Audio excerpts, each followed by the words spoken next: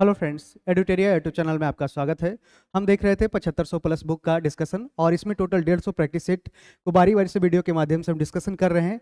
Set number 1 से लेके 12 तक आपको वीडियो के माध्यम से यहाँ डिस्कसन किया गया है, जिसे आप यूट्यूब चैनल पर जाकर देख सकते हैं। तो शुरुआत करते हैं यह सेट नंबर 13 का डिस्कशन। और यह पहला नंबर क्वेश्चन कह रहा है, किस प्रकार का तत्व ऊष्मा और विद्युत का कुचालक होता है। तो कुचालक एक होता है, एक सुचालक होता है। सुचालक क्या होता है? सुचालक और कुचालक में अंतर क्या होता है? तो इसमें क्या होता है कि इसमें इलेक्ट्रिसिटी यानी कि बिजली का फ्लो इसमें हो जाता है आसानी से, और इसमें क्या होता है, इलेक्ट्रिसिटी का फ्लो आसानी से नहीं हो पाता है। जैसे कि इसका एग्जांपल कुछ जैसे रबर हो गया, प्लास्टिक हो गया, ठीक है। और यहाँ देख सकते हैं किस प्रकार का तत्व है। तो तत्व में जानते हैं इसको बांटा गया, जैसे धातु, धातु, अधातु,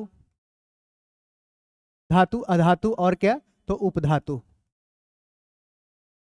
यानी कि मेटल, नॉन मेटल और क्या है, तो मेटेलॉइड है। मेटेलॉइड है। यहाँ पे तीनों को बांटा गया है। जानते हैं कि मेटल क्या होता है, जिसमें टन ढन की आवाज आपने पढ़ा होगा। उसमें क्या होता है, इसमें आघात बंधता होता है, इसको है जो मैलेबिलिटी होता है, इसको इस पे पीटा जा सकता है, और इसमें चमक होता है। वैसे क्या होते हैं, धातु होते हैं। जैसे धातु का एग्जाम्पल सोना, चांदी, इस तरह का एग्जाम्पल हो गया। अधातु में क्या होता है, नॉन मेटल होता है, जो उस तरह से चमक नहीं उसमें दिखने को मिलती है। हालांकि आयोडीन ऐसा है अधातु जो है जो चमकता है, ठीक है। और उपधातु की बात करते हैं तो मेटेलॉइड है, जिसको धातु और अधातु के बीच का जो गुण होता है उसमें पाया जाता है। जैसे कि उपधातु का एग्जाम्पल क्या हो गया, तो इसमें सिलिकॉन हो गया, बोरोन हो गया, ठीक है। और इसमें क्या हो गया, जर्मेनियम हो गया, क्या, तो जर्मेनियम हो गया। ये सब सारे क्या एग्जाम्पल हैं, तो इसका एग्जाम्पल यहाँ पे लिख सकते हैं, जर्मेनियम है, ठीक है। तो आगे हम बढ़ते हैं कि किस प्रकार का तत्व ऊष्मा और विद्युत का कुचालक होता है। तो जानते हैं कि गैर धातु होता है, इसे अधातु भी बोलते हैं या नॉन मेटल बोलते हैं, नॉन मेटल। इसमें क्या होता है कि जैसा नाम से पता चलता है, देखिए अधातु वे तत्व होते हैं जिसकी विशेषता उनके धातु गुणों की कमी है। जैसे कि वे अक्सर भंगुर जैसा होते हैं, भंगुर होते हैं, और गर्मी और बिजली के खराब कंडक्टर होते हैं, यानी कि आसानी से वो है जो उससे बिजली क्रॉस नहीं कर पाती है, और वो ऊष्मा का भी है जो कुचालक होते हैं। अधातु प्राकृतिक तत्व है जिनका उपयोग शुद्ध रूप में और अन्य तत्वों के साथ संयुक्त होने पर यौगिकों के रूप में किया जाता है। अब अर्थ सारणी में 20 अधातुएं दी गई है, जिन्हें 3 उप समूहों में बांटा गया है। जैसे कि अधातु वे तत्व हैं जिन्हें आमतौर पर अधातु माना जाता है, जैसे कि सल्फर, फास्फोरस, क्लोरीन और कार्बन इसमें शामिल होते हैं। हैलोजन की बात करते हैं तो धातु और अधातु दोनों के गुणों वाले तत्व होते हैं। इनमें सिलिकॉन, बोरन और आर्सेनिक जैसे तत्व शामिल होते हैं।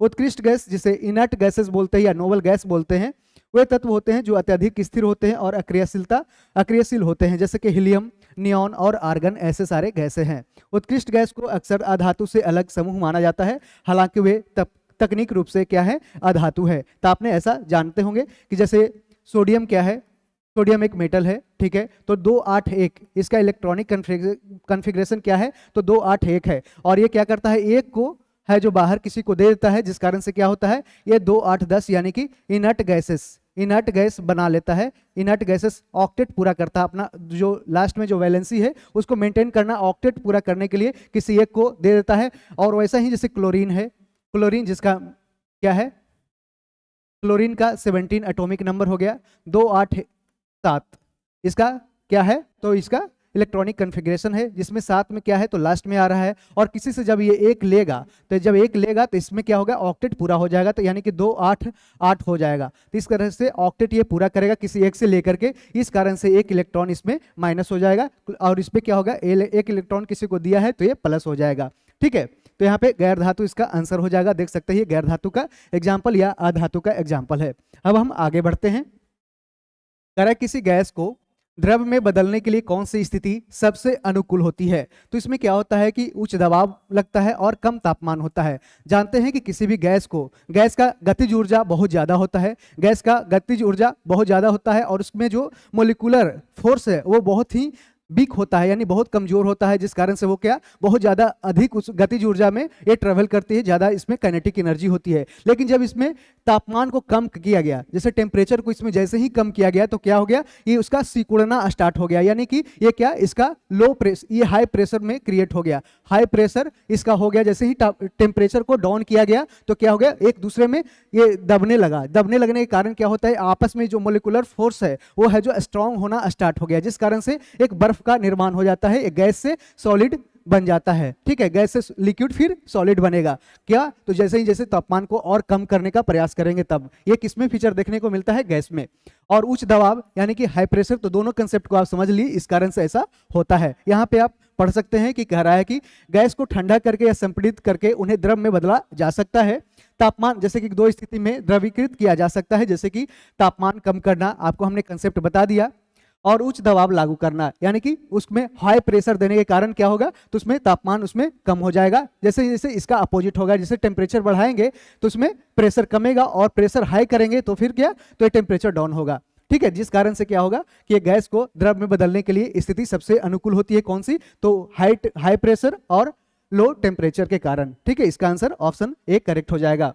अब हम आगे बढ़ते हैं कि प्रति चुंबकीय पदार्थ की चुंबकीय प्रकृति कैसी होती है, यानी कि डाईमैग्नेटिक सब्सटेंस कह रहा है, डाईमैग्नेटिक सब्सटेंस की बात की जा रही है कि उसकी चुंबकीय प्रकृति कैसी होती है। जानते हैं कि एक मैग्नेट होता है, एक मैग्नेट इस तरह से अगर है नॉर्थ और इधर साउथ है, यदि आप इसको किसी भी रूप से काट दें, छोटा बड़ा भी कर दे, यदि NS इसको काट करके आधा कर दिया गया तो इस तरह से NS बन गया, और इधर भी NS बन गया। ठीक है, NS north pole south pole बन गया, जिस कारण से यदि काट पीट भी किया गया तब भी उसका जो नेचर मैग्नेटिक प्रॉपर्टी है वो सेम ही रहेगा, यानी कि इधर अगर नॉर्थ पोल है तो नॉर्थ पोल ही रहेगा, और इधर साउथ पोल है तो साउथ पोल ही रहेगा। और हमेशा जानते हैं कि ये प्लस प्लस, ये प्लस प्लस को क्या करता है, ये रिपेल करता है, यानी विकर्षित करता है। दो जैसे इस तरह से अगर मैग्नेट है, दो मैग्नेट है, ये जैसे ये दो मैग्नेट है, ये साउथ और नॉर्थ है, तो दोनों को अट्रैक्ट करेगा, दोनों को क्या करेगा, एक दूसरे में अट्रैक्ट करेगा, इधर से अट्रैक्ट करेगा। ठीक है,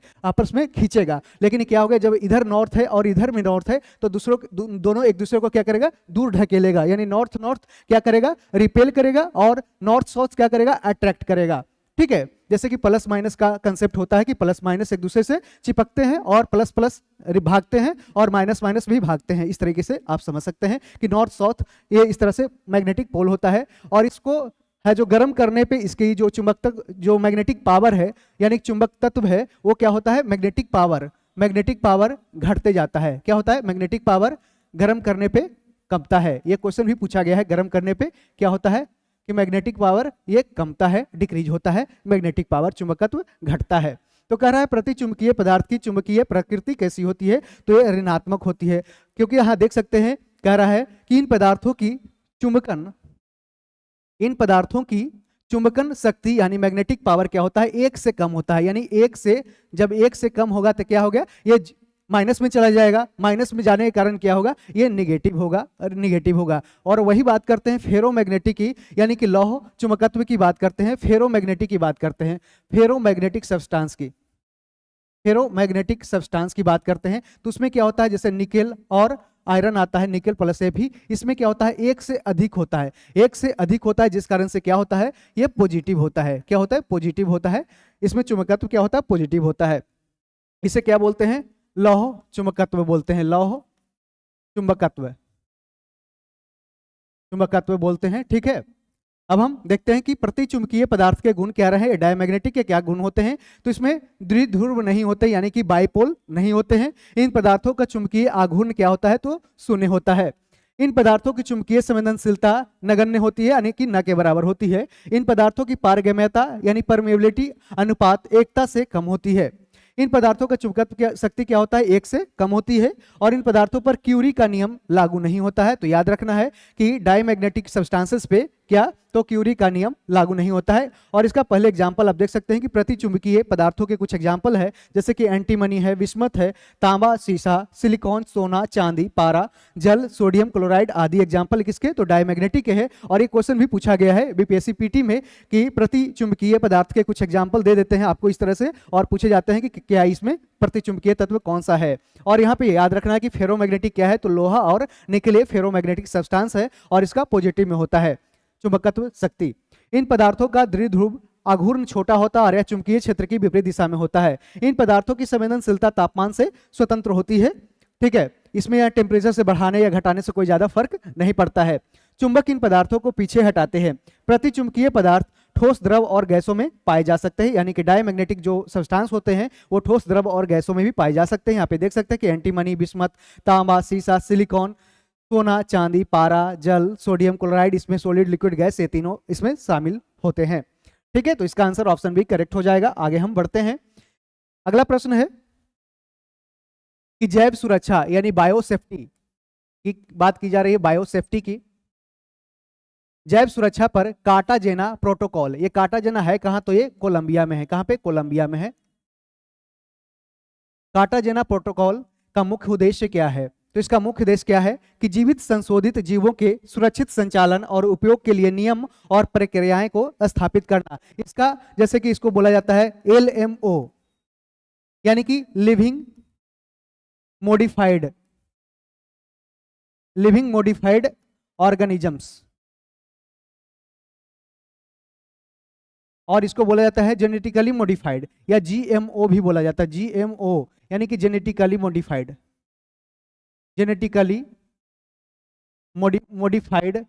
ऑर्गेनिजम्स, GMO भी बोला जाता है। तो यहाँ पे ऑप्शन इसका डी हो जाएगा। अब हम देखते हैं कि कार्टाजेना प्रोटोकॉल के बारे में और भी कुछ कह रहा है कि बायोसेफ्टी पर क्या है, तो बायोसेफ्टी पर कार्टाजेना प्रोटोकॉल एक कानूनी रूप से बाध्यकारी वैश्विक प्रोटोकॉल है जो आधुनिक जैव प्रौद्योगिकी यानी बायोटेक्नोलॉजी के माध्यम से बनाए गए रहने वाले संशोधित जीवों, जिसे बोलते हैं लिविंग मॉडिफाइड ऑर्गेनिजम्स, के सुरक्षित हस्तांतरण, हैंडलिंग और उपयोग को सुनिश्चित करने में योगदान करना चाहता है। कौन, कार्टाजेना प्रोटोकॉल। कार्टाजेना प्रोटोकॉल का उद्देश्य क्या है, ये डायरेक्टली आपसे क्वेश्चन है जो पूछा जा सकता है। और ये भी याद रखना है कि कार्टाजेना प्रोटोकॉल ने वर्ष 2020 में अपना 20वां है जो स्थापना वर्ष पूरा किया। और ये कब स्टार्ट की हुआ था, तो 2000 में ये अपनाया गया और यह 2003 में लागू किया गया था। जैव विविधता पर कार्टाजेना प्रोटोकॉल आधुनिक तकनीक से उत्पन्न होने वाले लिविंग मॉडिफाइड ऑर्गेनिजम्स द्वारा होने वाले संभावित जोखिमों से जैव विविधता की रक्षा करना इसका मुख्य उद्देश्य है। प्रोटोकॉल के मॉन्ट्रियल में 2000 में हुआ, जब मॉन्ट्रियल प्रोटोकॉल हुआ वहां पे अपनाया गया था, लेकिन कोलंबिया में मूल शहर कार्टाजेना के नाम पर रखा गया था जहां प्रोटोकॉल को अपनाया जाना था। ठीक है, तो इसको याद रखना है कब लाया गया था, तो पहली बार ये लागू हुआ था 2003 में, इसको याद रखना है। ठीक है, अब हम आगे बढ़ते हैं। निम्नलिखित में से कौन सा पदविन्यास ह्रासमान चालकता के क्रम में किया गया है, तो इसमें किया गया है किसको, तो यहाँ पे देख सकते हैं चांदी, तांबा, एल्युमिनियम और इस्पात। ठीक है, क्या है, तो चांदी, तांबा, एल्युमिनियम, इस्पात। इसमें कह रहा है कि कंडक्टिविटी के आधार पे यानी चालकता के आधार पर डिक्रीजिंग ऑर्डर में इसको लिखना है।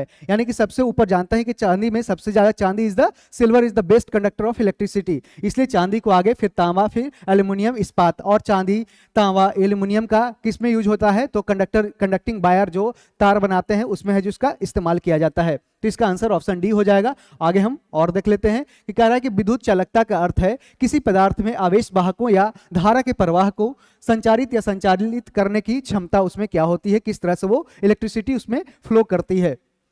धारा जितनी आसानी से प्रवाहित होगी विद्युत चालकता उतनी ही उसमें अधिक होती जाएगी। चूंकि करंट का प्रवाह उपलब्ध मुक्त इलेक्ट्रॉनों पर निर्भर करता है जो कि वैलेंसी और क्रिस्टल संरचना से पाया जा सकता है। धातु आसानी से बिजली का संचालन करती है और इनमें सबसे अच्छा जो सुचालक होता है कौन होता है, तो चांदी होता है। इसके पीछे कारण यह है कि चांदी में अन्य तत्वों की तुलना में इलेक्ट्रॉनों को स्थानांतरित करने के लिए स्वतंत्र होता है, जिसके परिणाम स्वरूप यह तांबा और सोना के बाद बिजली का सबसे अच्छा संवाहक होता है। कौन, तो इसमें चांदी हो जाएगा। चालकता के घटते क्रम में देखते हैं तो तत्वों को निम्नानुसार व्यवस्थित किया गया है, जैसे कि पहला चांदी है, फिर तांबा, सोना, एल्युमिनियम, जस्ता, निकल, पीतल, कांसा, platinum, carbon, steel, lead, stainless steel. यहाँ पे देख सकते हैं कि इस तरह से कंडक्टिविटी यानी चालकता को बताया गया है कि किस तरह से वो डिक्रीज हो रहा है और इस तरह से बढ़ते हुए क्रम में ऊपर की ओर बढ़ा रहा है। ठीक है, किसमें सबसे ज्यादा आसानी से इलेक्ट्रिसिटी फ्लो करेगा, इसको याद रखना है। याद रखना है कि silver is the best conductor of electricity. ठीक है, अब हम आगे बढ़ते हैं कि पॉलीथिलीन ग्लाइकॉल का उपयोग किस प्रकार के अपमार्जकों के निर्माण में होता है। किस प्रकार के अपमार्जक मतलब होता है डिटर्जेंट। ठीक है, क्या होता है, डिटर्जेंट होता है।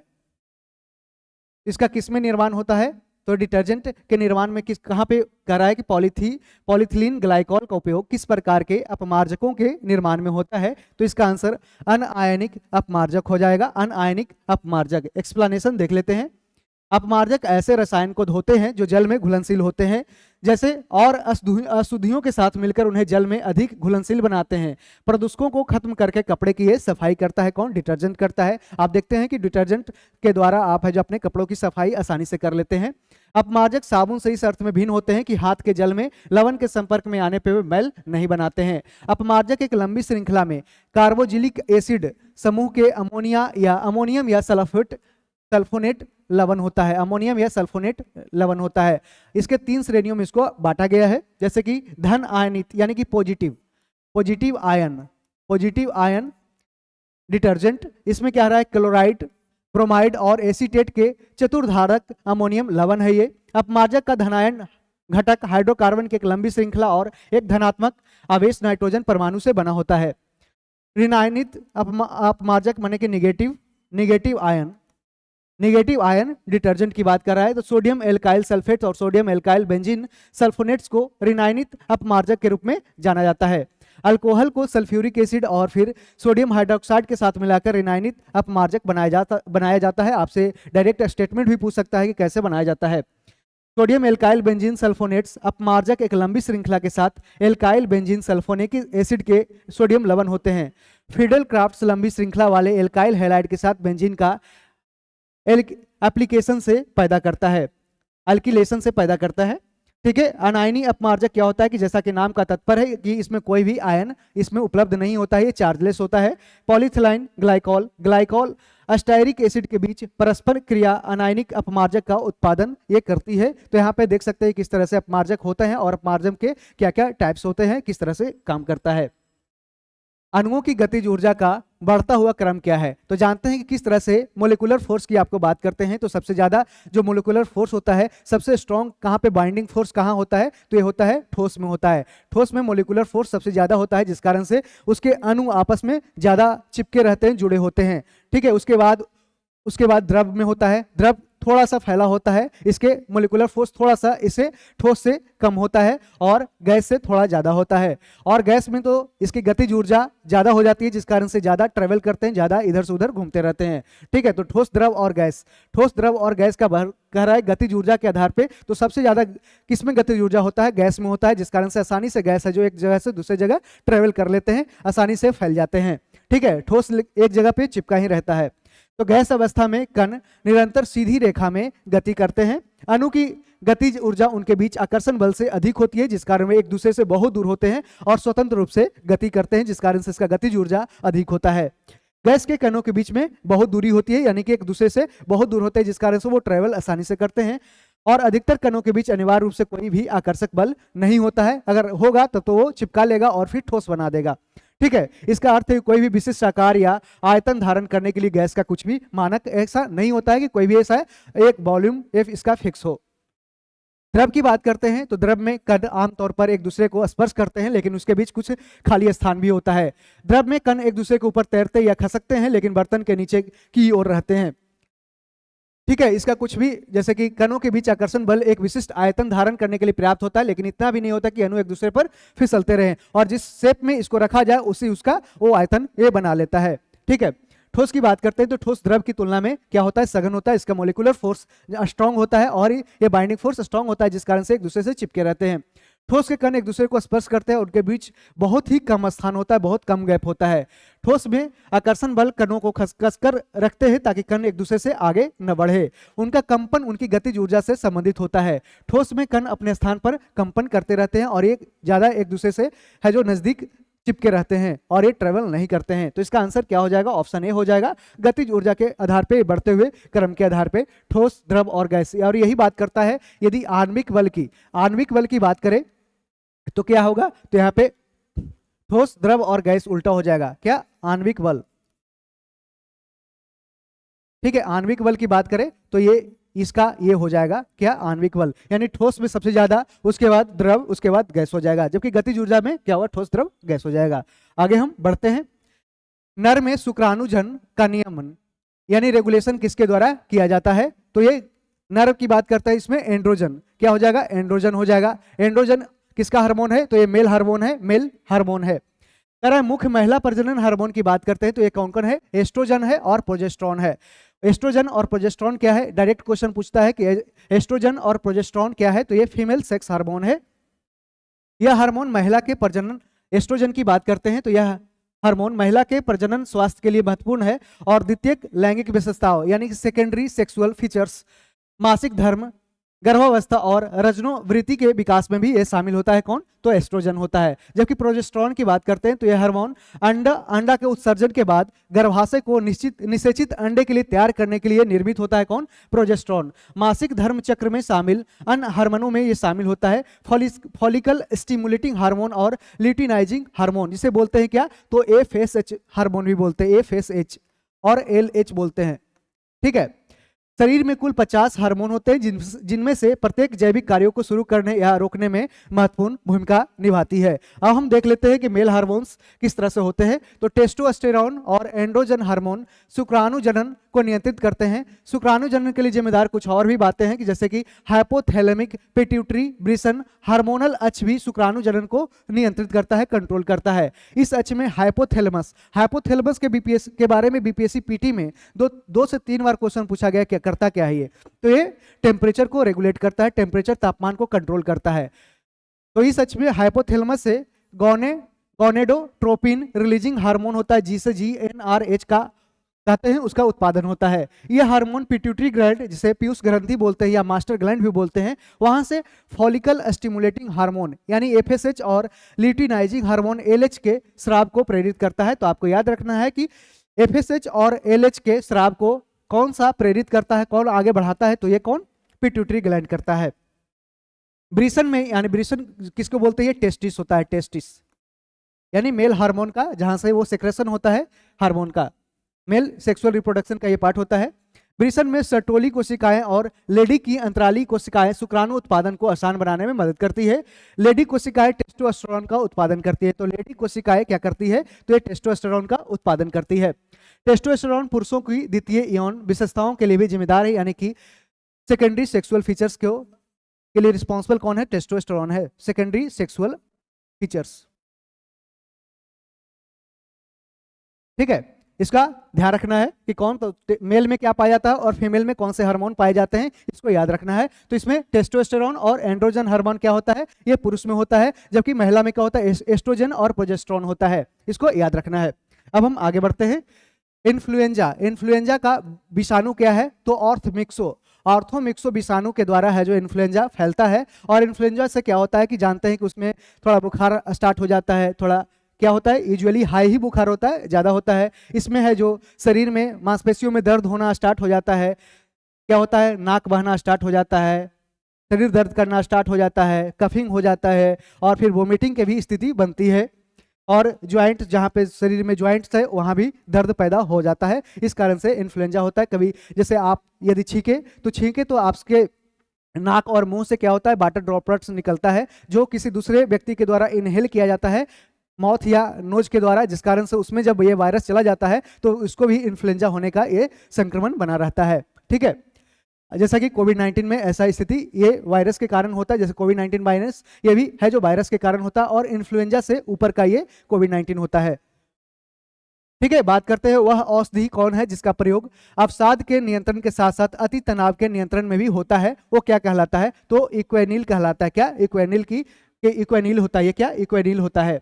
अब हम बात करते हैं पेनिसिलिन की। पेनिसिलिन क्या होता है, तो पेनिसिलिन एंटीबायोटिक दवा का एक समूह होता है जो आपके शरीर में बैक्टीरिया को नष्ट करने का, जो बैक्टीरिया कुछ फायदेमंद भी होते हैं, कुछ नुकसानदेह भी होते हैं, और जो बैक्टीरिया शरीर को नुकसान पहुंचाता है उसके लिए ये क्या है, तो पेनिसिलिन क्या है, एंटीबायोटिक है, यानी कि बैक्टीरिया को मारने का काम करता है। पेनिसिलिन के प्रकार और उससे संबंधित दवाओं को क्या कहा जाता है, पेनिसिलिन कहा जाता है। ये बीटा लैक्टम एंटीबायोटिक दवा का एक उपवर्ग है। पेनिसिलिन एंटीबायोटिक्स मौखिक रूप से ये गोलियां भी ले सकते हैं या फिर इसको सिरिंज के माध्यम से यानी कि सीधे नस में भी इंजेक्ट इसको सुई के माध्यम से ले सकते हैं। पेनिसिलिन का उपयोग है जो किसके लिए किया जाता है, तो जैसे कि गला के संक्रमण, कान में संक्रमण हो गया, मूत्र मार्ग में संक्रमण, न्यूमोनिया, स्टेप संक्रमण, मस्तिष्क आवरण शोध, साल्मोनेला संक्रमण, सूजक हो गया, लाइम की बीमारी हो गया, स्यूडोमोनास बीमारी हो गया, दांतों का संक्रमण हो गया, उस तरह से इसमें है जो इसका यूज किया जाता है, किसका, तो एंटीबायोटिक्स का इसमें इस्तेमाल किया जाता है जो क्या है, पेनिसिलिन है। ठीक है, हम आगे बढ़ते हैं। जठर निरोधक पेप्टाइड यानी कि GIP, जठर निरोधक पेप्टाइड का कार्य क्या होता है, यानी ये क्या होता है, तो ये पेप्सिन, आप जानते हैं कि पेप्सिन किसके द्वारा, तो ये स्टमक के द्वारा रिलीज किया जाता है पेप्सिन, और स्टमक के द्वारा HCl भी रिलीज किया जाता है। तो हाइड्रोक्लोरिक एसिड और पेप्सिन स्टमक के द्वारा रिलीज किया जाता है, जिस कारण से क्या होता है, हमारे जो पाचन क्रिया में उसको सहायता करता है, पाचन करने में हाइड्रोक्लोरिक एसिड और पेप्सिन भी सहायता करता है। पेप्सिन सहायता करके फिर हाइड्रोक्लोरिक उसका है जो लास्ट फंक्शन करता है। यहाँ पे देख सकते हैं तो क्या करता है ये, तो ये जठर स्रावन की गतिशीलता को रोकता है। जठर स्रावन की गतिशीलता को ये रोकता है कौन, GIP रोकता है। जठर निरोधक जानते हैं कि क्या होता है, ये किसी को भी ये रोकता है, रोकने का ये काम करता है। तो जठर स्रावन की गतिशीलता को ये रोकता है, इसको देख सकते हैं। ठीक है, अब हम देखते हैं 12 नंबर, निम्न में से किस ऊतक में पुनर्उद्भवन की अत्यधिक क्षमता पाई जाती है, तो इसमें उपकला ऊतक में क्या होता है, एपिथेलियम टिश्यू में क्या होता है, एपिथेलियम टिश्यू में क्या होता है कि ज्यादा से ज्यादा अधिक पुनर्उद्भवन यानी कि पुनर्निर्माण करने की संभावना इसमें ज्यादा होती है। और ये जानता है कि जो हमारा शरीर है वो अंगों से, ये त्वचा से ढका होता है। और यहाँ देख सकते हैं किस तरह से ये होता है। तो ऊतक क्या होता है, तो cell is the basic functional and structural unit of life. Cell क्या होता है, तो basic functional structural unit of life है। तो इसमें सेल के बाद क्या बनता है, तो सेल के बाद बनता है टिश्यू बनता है। टिश्यू यानी collection of cells is called tissue. और टिश्यू के बाद क्या बनता है, तो ये ऑर्गन बनता है। कई टिश्यूओं को मिला के ऑर्गन बनता है। यहाँ पे ऑर्गन के बाद फिर बॉडी बनता है। तो सेल के बाद देख सकते हैं कि सेल यानी ऊतक, किसी जीव के शरीर में कोशिकाओं के समूह को क्या कहते हैं, ऊतक कहते हैं, जिसकी उत्पत्ति एक समान हो तथा वह एक विशेष कार्य करता है, यानी कि उसकी उत्पत्ति एक जैसा हो और वे समान कार्य करे, तब वो क्या कहलाएगा, टिश्यू कहलाएगा। अधिकांशतः ऊतकों का आकार और आकृति एक समान होती है, परंतु कभी कभी कुछ ऊतकों के आकार और आकृति में भिन्नता देखने को मिलती है। और कोशिकाएं मिलकर एक ऊतक का निर्माण करती है। ऊतक में समान संरचना और कार्य होते हैं। और ऊतक के अध्ययन को क्या कहा जाता है, हिस्टोलॉजी कहा जाता है, या इसे ऊतक विज्ञान कहा जाता है, ऊतक विज्ञान कहा जाता है। यहाँ पे देख सकते हैं कि एनिमल टिश्यू में क्या होता है, तो एनिमल टिश्यू मुख्यतः 5 प्रकार के होते हैं, जैसे कि उपकला ऊतक या इसे एपिथेलियम टिश्यू भी कहा जाता है, और संयोजी ऊतक जिसे connective tissue, muscular tissue, nervous tissue जिसे तंत्रिका ऊतक, और जनन ऊतक रिप्रोडक्टिव टिश्यू कहा जाता है। यहाँ पे देख सकते हैं किस तरह से टिश्यू का एग्जाम्पल है। उपकला ऊतक क्या होता है, तो यह ऊतक शरीर को बाहर से ढकता है तथा समस्त खोखले अंगों को भीतर से भी ढकता है। रुधिर वाहिनियों के भीतर ऐसा ही ऊतक जिसे अंतःस्तर कहते हैं वो रहता है।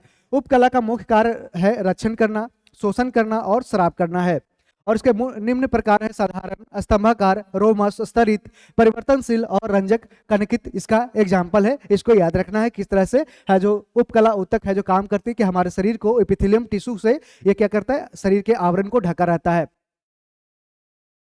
अगला प्रश्न है कि प्रकाश संश्लेषण यानी फोटोसिंथेसिस की क्रिया का अंतिम उत्पाद क्या होता है, तो इसमें क्या होता है, ऑक्सीजन बनता है। जानते हैं कि 6CO2 + 6H2O, और सनलाइट जब मिलता है तो उसमें क्या होता है, C6H12O6 यानी ग्लूकोज या स्टार्च का ये निर्माण करता है। ग्लूकोज या इसे बोलते हैं क्या, तो शर्करा का ये निर्माण करता है। और 6O2 यानी ऑक्सीजन इसमें क्या होता है, अंतिम प्रोडक्ट के रूप में ये रिलीज होता है। करा पत्तियों में एक हरा वर्णक होता है जिससे क्या कहते हैं, तो क्लोरोफिल कहते हैं। क्लोरोफिल कहते हैं जो पत्तियों में एक हरा रंग होता है, और यह पत्तियों को सूर्य के प्रकाश की ऊर्जा को ग्रहण करने में क्या करता है, मदद करता है। और फिर इस ऊर्जा का उपयोग क्या करता है, कार्बन डाइऑक्साइड और पानी से भोजन को संश्लेषित यानी तैयार करने के लिए किया जाता है। चूंकि भोजन का संश्लेषण सूर्य के प्रकाश की उपस्थिति में होता है, इसलिए इसे प्रकाश संश्लेषण की क्रिया कहते हैं, यानी फोटोसिंथेसिस कहा जाता है। सूर्य के प्रकाश की उपस्थिति में कार्बन डाइऑक्साइड प्लस जल, ग्लूकोज और ऑक्सीजन का निर्माण करता है। और कुछ पौधे, हरे शैवाल और साइनोबैक्टीरिया क्या करता है, प्रकाश संश्लेषण कर सकते हैं। साइनोबैक्टीरिया को क्या बोलते हैं, तो इसको ब्लू ग्रीन एल्गी बोलते हैं। ब्लू ग्रीन एल्गी एल्गी बोलते हैं, जिसे बोलते हैं क्या, तो नील हरित शैवाल। नील हरित शैवाल इसको बोलते हैं, नील हरित शैवाल। प्रकाश में संश्लेषण की प्रक्रिया को समानता इस प्रकार लिखा जाता है। आप जानते हैं, कई बार आप साइंस में पढ़े होंगे, तो इसको याद रखना है। हो सकता है आपसे क्वेश्चन ये बार कई बार पूछा गया है कि लास्ट प्रोडक्ट क्या होता है, तो ये 6O2 होता है। और बात करते हैं कि इसमें C6H12O6 ग्लूकोज है जो इसमें शर्करा के रूप में बाहर निकलता है, प्रोडक्ट के रूप में निकलता है। अब हम अगला प्रश्न देखते हैं। लैंगिक जनन यानी सेक्सुअल रिप्रोडक्शन की बात की जा रही है। सेक्सुअल रिप्रोडक्शन,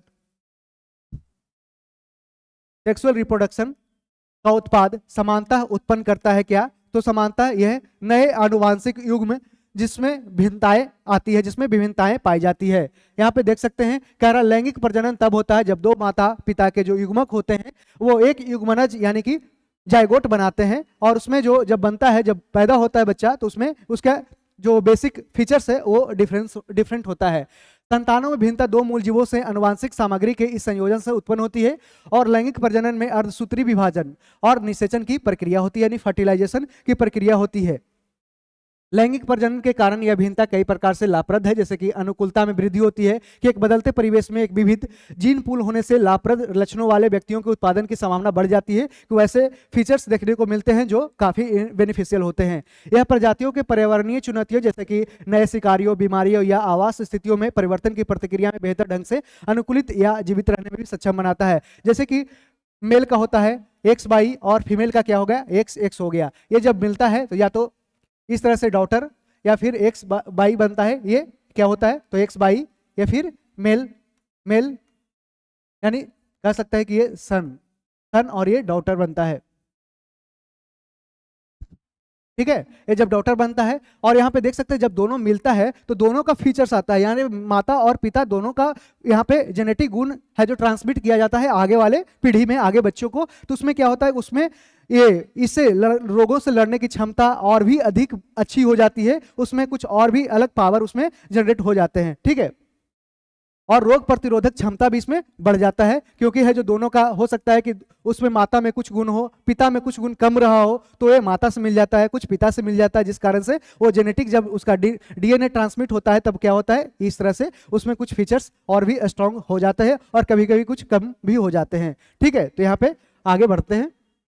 ग्रहणी की उपकला द्वारा स्रावित कोलिसिस्टोकानिन नामक जठरांतरीय हार्मोन क्रमशः किन अंगों को उनके स्रावों का विसर्जन करने के लिए सक्रिय होता है, तो ये कौन, अग्नाशय और पित्ताशय होता है। यहाँ पे देख सकते हैं फीचर्स में, पिक्चर में कि ये क्या है, तो ये अग्नाशय है, इंग्लिश वाले हिंदी वाले देख सकते हैं। ये पैनक्रियाज, इसके बाद क्या है, तो ये गॉल ब्लैडर है जिसे पित्ताशय बोलते हैं। ये क्या है, कॉमन बाइल डक्ट है जिसे आम पित्तीय वाहिनी बोलते हैं। अग्नाशय वाहिनी किसे कहते हैं, तो पैनक्रियाटिक डक्ट यहाँ पे देख सकते हैं। और ये पैनक्रियाज हो गया, ये पैनक्रियाज है। और पैनक्रियाज से ही आगे क्या होता है, ये थोड़ा सा ऊपर देखने को मिलता है, क्या इस तरह से स्प्लीन मिलता है, स्प्लीन मिलता है, जिसे क्या बोलते हैं, तिल्ली बोलते हैं, तिल्ली बोलते हैं। और ये स्प्लीन क्या फंक्शन क्या है कि यहाँ पे कोई भी यदि आपको पेट फूल जा रहा है तो किस कारण से, स्प्लीन में कुछ डायमेंशन होता है जिस कारण से स्प्लीन का जब आकार बढ़ता है, जिस कारण से आपका डाइजेशन बहुत अच्छा से नहीं होता है। और हाइड्रोक्लोरिक एसिड जब पेट के द्वारा एक्सेस अमाउंट में रिलीज किया जाता है तो इसको ये नुकसान पहुंचाता है, स्प्लीन को बढ़ा देता है, जिस कारण से आपका है जो पाचन क्रिया बहुत ही अच्छा से नहीं हो पाता है और गैस पेट है जो फूलने की स्थिति बन जाती है। ठीक है, अब हम आगे बढ़ते हैं। और ये क्या है, डिओडेनम है जो कहाँ पे होता है, ये पैनक्रियाज में होता है। अब हम आगे बढ़ते हैं, ऑप्शन ए करेक्ट हो जाएगा। कह रहा है मेगा साइंस सेक्शन समाप्त हो गया, अब हम देखते हैं का, तो अब हम हिस्ट्री सेक्शन की ओर बढ़ते हैं। तो मेगास्थनीज के बारे में पूछा गया है, क्या कह रहा है, मेगास्थनीज के बारे में पूछा गया है। कि मेगास्थनीज के अनुसार मौर्यकालीन समाज में स्त्रियों की दशा के संबंध में कौन सा कथन सही दिया गया है, यहाँ पे बताना है। तो यहाँ दे रहा है कि सत्ताधारी वर्ग में बहुविवाह का बढ़ता प्रचलन था। तो जानते हैं कि मौर्य साम्राज्य में बहुत सारे उस समय शासक थे जो बहुविवाह करते थे, यानी कि एक से ज्यादा अधिक पत्नी को ये रखते थे। सम्राट के अंगरक्षकों के रूप में उनकी नियुक्ति की जाती थी। सम्राट के अंगरक्षक होते थे, उनके बॉडीगार्ड होते थे, उनका भी है जो नियुक्ति की जाती थी। विधवा विवाह को अनुमति दी गई थी। तो विधवा विवाह की अनुमति दी गई थी, ऐसा मेगास्थनीज ने है जो इंडिका जो लिखा है उसमें, इंडिका लिखा है उसमें बताया गया है कि उस समय मौर्य काल में समाज की स्थिति कैसी थी और उस समय राजनीतिक स्थिति कैसी थी, आर्थिक स्थिति कैसी थी, उसके बारे में उन्होंने बताया है। तलाक की अनुमति नहीं थी, ये है जो गलत दिया गया है, क्योंकि आप जानते हैं कि जब अर्थशास्त्र में पढ़ते हैं, अर्थशास्त्र उस समय लिखा गया था किसके द्वारा, कौटिल्य के द्वारा। जो कौन था, ये प्रधानमंत्री या इसे मुख्यमंत्री भी कह सकते हैं कि उस समय मौर्य साम्राज्य में चंद्रगुप्त मौर्य का प्रधानमंत्री था, कौटिल्य था। और उसमें बताया गया था कि उसमें विवाह विच्छेद के बारे में बताया गया था। विवाह विच्छेद कर सकता है, विवाह विच्छेद के बारे में बताया गया था, यानी तलाक के बारे में बताया गया था।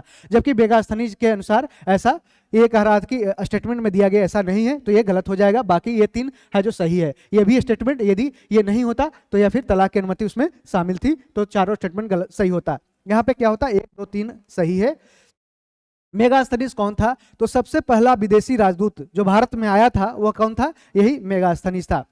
ये चंद्रगुप्त मौर्य के दरबार में सिल्यूकस निकेटर का राजदूत था। और वो कहाँ आया था, तो चंद्रगुप्त मौर्य के दरबार में आया था। वह भारत में 304 ईसा पूर्व से 299 ईसा पूर्व तक रहा था।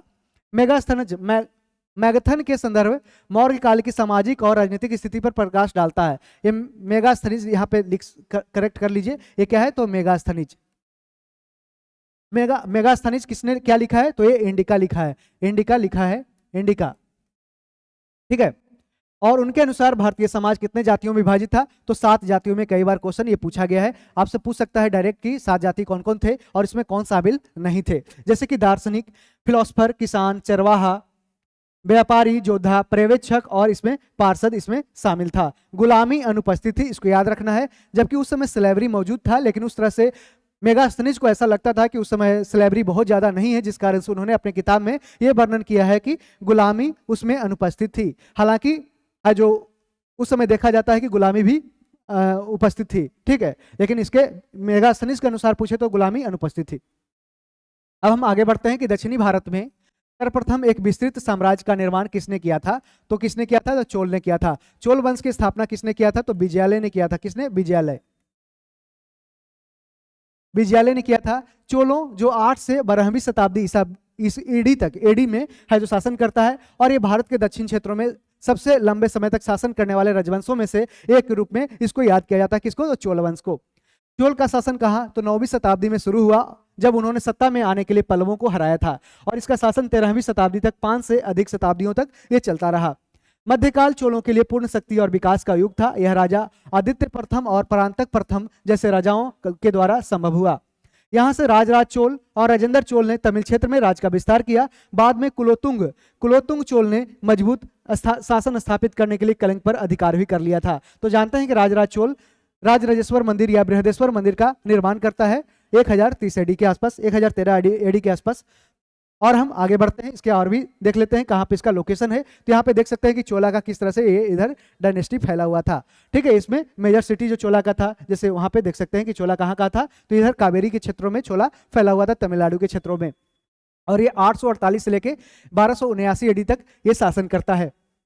आगे हम बढ़ते हैं कि किस वेद में प्राचीन वैदिक युग की सभ्यता के बारे में सूचना दी गई है, तो किसमें, तो ऋग्वेद में दिया गया है। और ऋग्वेद को पढ़ने वाले जो पुरोहित होते हैं उसको क्या कहा जाता था, होत्री कहा जाता है, होत्री। इसके बारे में हमने वेदों के बारे में विस्तृत रूप से चर्चा किया है इसके पहले वाले पार्ट में, इसके पहले के पहले में, तो उसको आप जाकर वीडियो देख सकते हैं। तो हम आगे इसमें बढ़ते हैं। जानते हैं कि 4 वेद होता है, ठीक है, ऋग्वेद, सामवेद, यजुर्वेद और अथर्ववेद। और ये क्या है, तो ये वेद त्रयी है, वेद त्रयी कहा जाता है, वेद त्रयी कहा जाता है, ठीक है। यानी 3 वेद होते हैं, ठीक है। उसमें अथर्ववेद इसमें वेद त्रयी में शामिल नहीं होता है, वेद त्रयी में शामिल नहीं होता है। आगे हम बढ़ते हैं कह रहा है गोल गुंबद के बारे में पूछ रहा है कि गोल गुंबद के संदर्भ में निम्नलिखित कथनों पर बताना है और क्या इसमें सही नहीं है ये बताना है।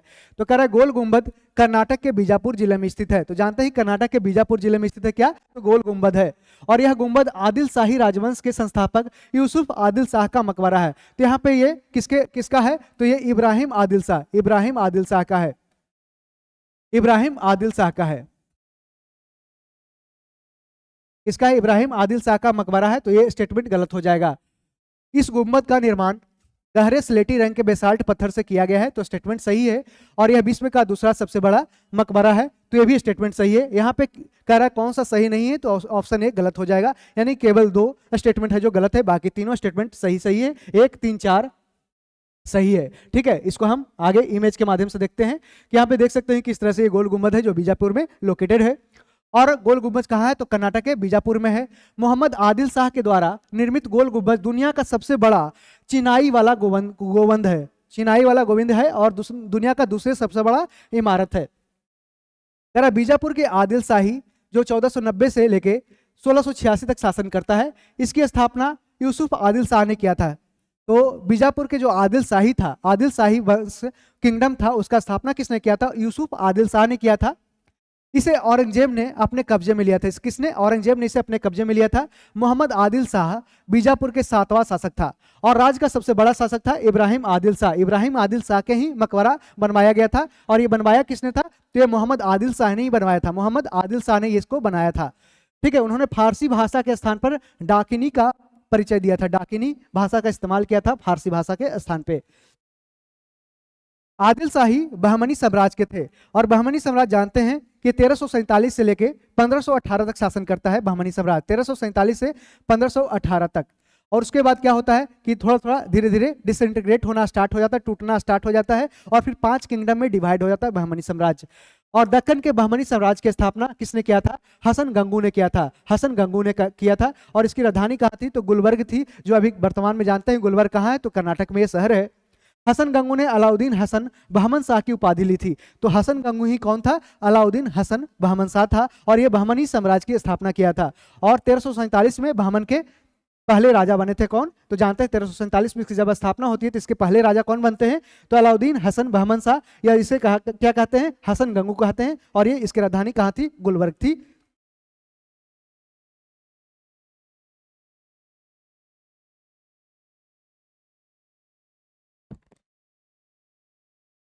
अब फ्रेंड्स आगे बढ़ते हैं।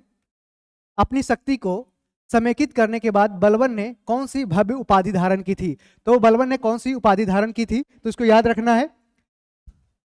इसका आंसर हो जाएगा जिल ए इलाही, जिल ए इलाही की उपाधि धारण किया था किसने, तो बलवन ने किया था।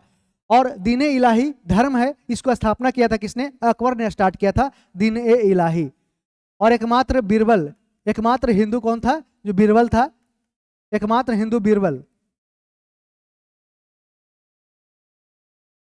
बीरबल जिसका बचपन का नाम क्या था, महेश दास था। महेश दास ने इसको है जो अडॉप्ट किया था, इसको अपनाया था, एकमात्र हिंदू यही था दीन इलाही। दीन इलाही क्या था कि अकबर के द्वारा स्टार्ट किया गया था। इसमें सारे धर्मों को एक इंसानियत के रूप में इसको मानने का है जो फैसला लिया गया था अकबर के द्वारा, और सारे धर्मों को एक कोऑर्डिनेटेड रूप से यानी कि समन्वित रूप से इसको मनाने का, एक नया धर्म मनाने का स्टार्ट किया गया था। लेकिन हालांकि ये मुस्लिम उलेमाओं के द्वारा इसको है जो नकार दिया गया और ये बहुत अधिक नहीं चल पाया और तुरंत ही खत्म हो गया था। तूती हिंद किसको कहा जाता है, अमीर खुसरो को, अमीर खुसरो को तूती ए हिंद कहा जाता है, अमीर खुसरो को, अमीर खुसरो को तूती ए हिंद कहा जाता है, अमीर खुसरो को याद रखना है। और ये 8 सुल्तानों के शासनकाल को देखा था, 8 सुल्तान के शासनकाल को देखा था। ठीक है, ठीक है। और ये खड़ी बोली इस तरह से जो आया था उसको तबला या उस तरह से सबसे पहले इसने ही स्टार्ट किया था। कैसर हिंद की उपाधि किसको दिया गया था, तो याद रखना है इतिहासकार, इतिहास में भारत में किसको किसको दिया गया है, एक सरोजनी नायडू, सरोजनी नायडू और दूसरा क्या, तो महात्मा गांधी को दिया गया है, महात्मा गांधी को भी दिया गया और सरोजनी नायडू को भी दिया गया। जो महात्मा गांधी ने क्या किया, जो बोअर बार 1904 के आसपास जब साउथ अफ्रीका में हुआ था, वो बोअर बार के समय दिया गया था, बोअर बार के समय, कब, बोअर बार में दिया गया था, कहां, साउथ अफ्रीका में। दक्षिण अफ्रीका में दिया गया, जिसे गांधी जी ने लौटा दिया था कब? 13 अप्रैल 1919 के, जब ज्वालियांवाला बाग हत्याकांड होता है, उसी के विरोध में है जो ये हटा देते हैं, इसको वापस कर देते हैं, अंग्रेज सरकार को वापस कर देते हैं। ठीक है, अब हम देखते हैं, आगे बढ़ते हैं। गयासुद्दीन बलबन की बात करते हैं तो जिन्होंने गुलाम वंश के दौरान दिल्ली सल्तनत पर शासन किया था। बलबन की सैन्य उपलब्धियों में बंगाल पर पुनः विजय, मंगोल से युद्ध और राजपूतों से ग्वालियर पर कब्जा करना इसका प्रमुख उद्देश्य उस समय का उपलब्धि रहा था। आर्थिक नीति की बात करते हैं तो बलबन ने टंका नामक नया सिक्का चलाया था, नई सड़कें और नहरें बनवाई और कारीगरों के लिए नई कार्यशालाएं भी स्थापित किया था। कौन? बलबन ने। और सबसे पहली बार नहर का निर्माण किसने किया था? गयासुद्दीन तुगलक ने। और सबसे ज्यादा नहरों का निर्माण किसने कराया था? तो फिरोज शाह तुगलक ने कराया था। रजत्व का सिद्धांत दिया था, डिवाइन थ्योरी दिया था। क्या? Divine theory. बलबन का मानना था कि राजा पृथ्वी पर ईश्वर का प्रतिनिधि है और राजत्व एक दैवीय संस्था है। ये डिवाइन थ्योरी दिया किसने? तो बलबन ने। आपसे क्वेश्चन डायरेक्ट पूछ सकता है। विद्रोहियों से निपटने की नीतियां बलबन ने मेवातियों, राजपूत जमादारों और गंगा जमुना दोआब और अवध के डकैतों सहित विद्रोहियों से निपटने के लिए रक्त और लौह यानी ब्लड एंड आयरन की पॉलिसी भी स्टार्ट किया था। ब्लड एंड आयरन की पॉलिसी यानी कि जो भी इसके विद्रोही होते थे उनके बारे में जो उल्टा पुल्टा बोलते थे उसको है जो ये खत्म कर देते थे। बलबन ने सिजदा और पायबोस यानी सिंहासन के चुमना जैसे कानून भी लागू किए थे। सिजदा मतलब आप जैसे ही दरबारी कोई आता है तो उसको है जो बलबन के सामने है जो झुक करके उसको उसके अंगूठे को चुमता था। और पायबोस है जो सिंहासन चुमना, इसको अंगूठे चुमता था। सिजदा मतलब की वो इस तरह से दरबारी गण उसका है जो अभिनंदन करते थे। फारसी त्यौहार, बलबन ने ही फारसी त्यौहार नवरोज की शुरुआत किया था, जिसका अर्थ है क्या? तो नया साल। इसको याद रखना है कि नवरोज किसने स्टार्ट किया था? तो बलबन ने। सैन्य विभाग की बात करते हैं तो बलबन ने दिल्ली सल्तनत का पहला सैन्य विभाग बनवाया था, जिसे दीवान ए अर्ज कहा जाता है। दीवान ए अर्ज किसके द्वारा स्टार्ट किया गया था? तो ये सैन्य विभाग किसके द्वारा? बलबन के द्वारा। मकबरा की बात करते हैं तो बलबन का मकबरा कहाँ पे है? तो महरौली दिल्ली में स्थित है, महरौली दिल्ली में। अगला प्रश्न है कि निम्नलिखित में से किस पुस्तक को दारा सिकोह ने लिखा था? तो दारा सिकोह के द्वारा पुस्तक लिखा गया कौन सा? तो मजमा उल बहरीन। मजमा उल बहरीन किसके द्वारा लिखा गया? तो दारा सिकोह के द्वारा लिखा गया। वही पदनामा की बात करते हैं, कई बार क्वेश्चन पूछा गया कि पदनामा किसने लिखा है? अब्दुल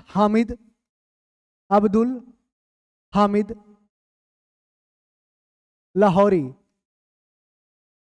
लाहौरी के द्वारा लिखा गया था।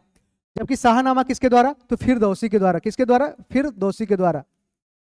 फिरदौसी के द्वारा क्या? शाहनामा लिखा गया। और मुतखब अल लुबाब ये किसका? तो हसन खान के द्वारा लिखा गया था। हसन खान के द्वारा ये लिखा गया था। ठीक है, इसको याद रखना है। दारा सिकोह कौन था? तो ये शाहजहां का सबसे बड़ा बेटा था, जिस कारण से ये इसको पूर्वानुसार जैसे पहले चला आ रहा था उसको सिंहासन पे बैठना था, लेकिन औरंगजेब इसका छोटा भाई था और औरंगजेब ने इसका विरोध किया, और जिस कारण से यहाँ पे दारा सिकोह और औरंगजेब के बीच युद्ध भी होता है। और फिर औरंगजेब क्या करता है? शाहजहां को कैद कर देता है और कैद में ही शाहजहां की मृत्यु हो जाती है।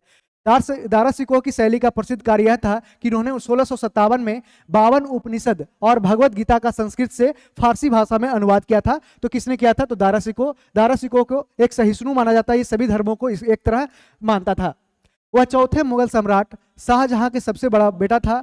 दारा सिकोह का जन्म कब हुआ? 16 मार्च 1615 को राजस्थान के अजमेर में हुआ था। कहाँ? राजस्थान के अजमेर में हुआ था।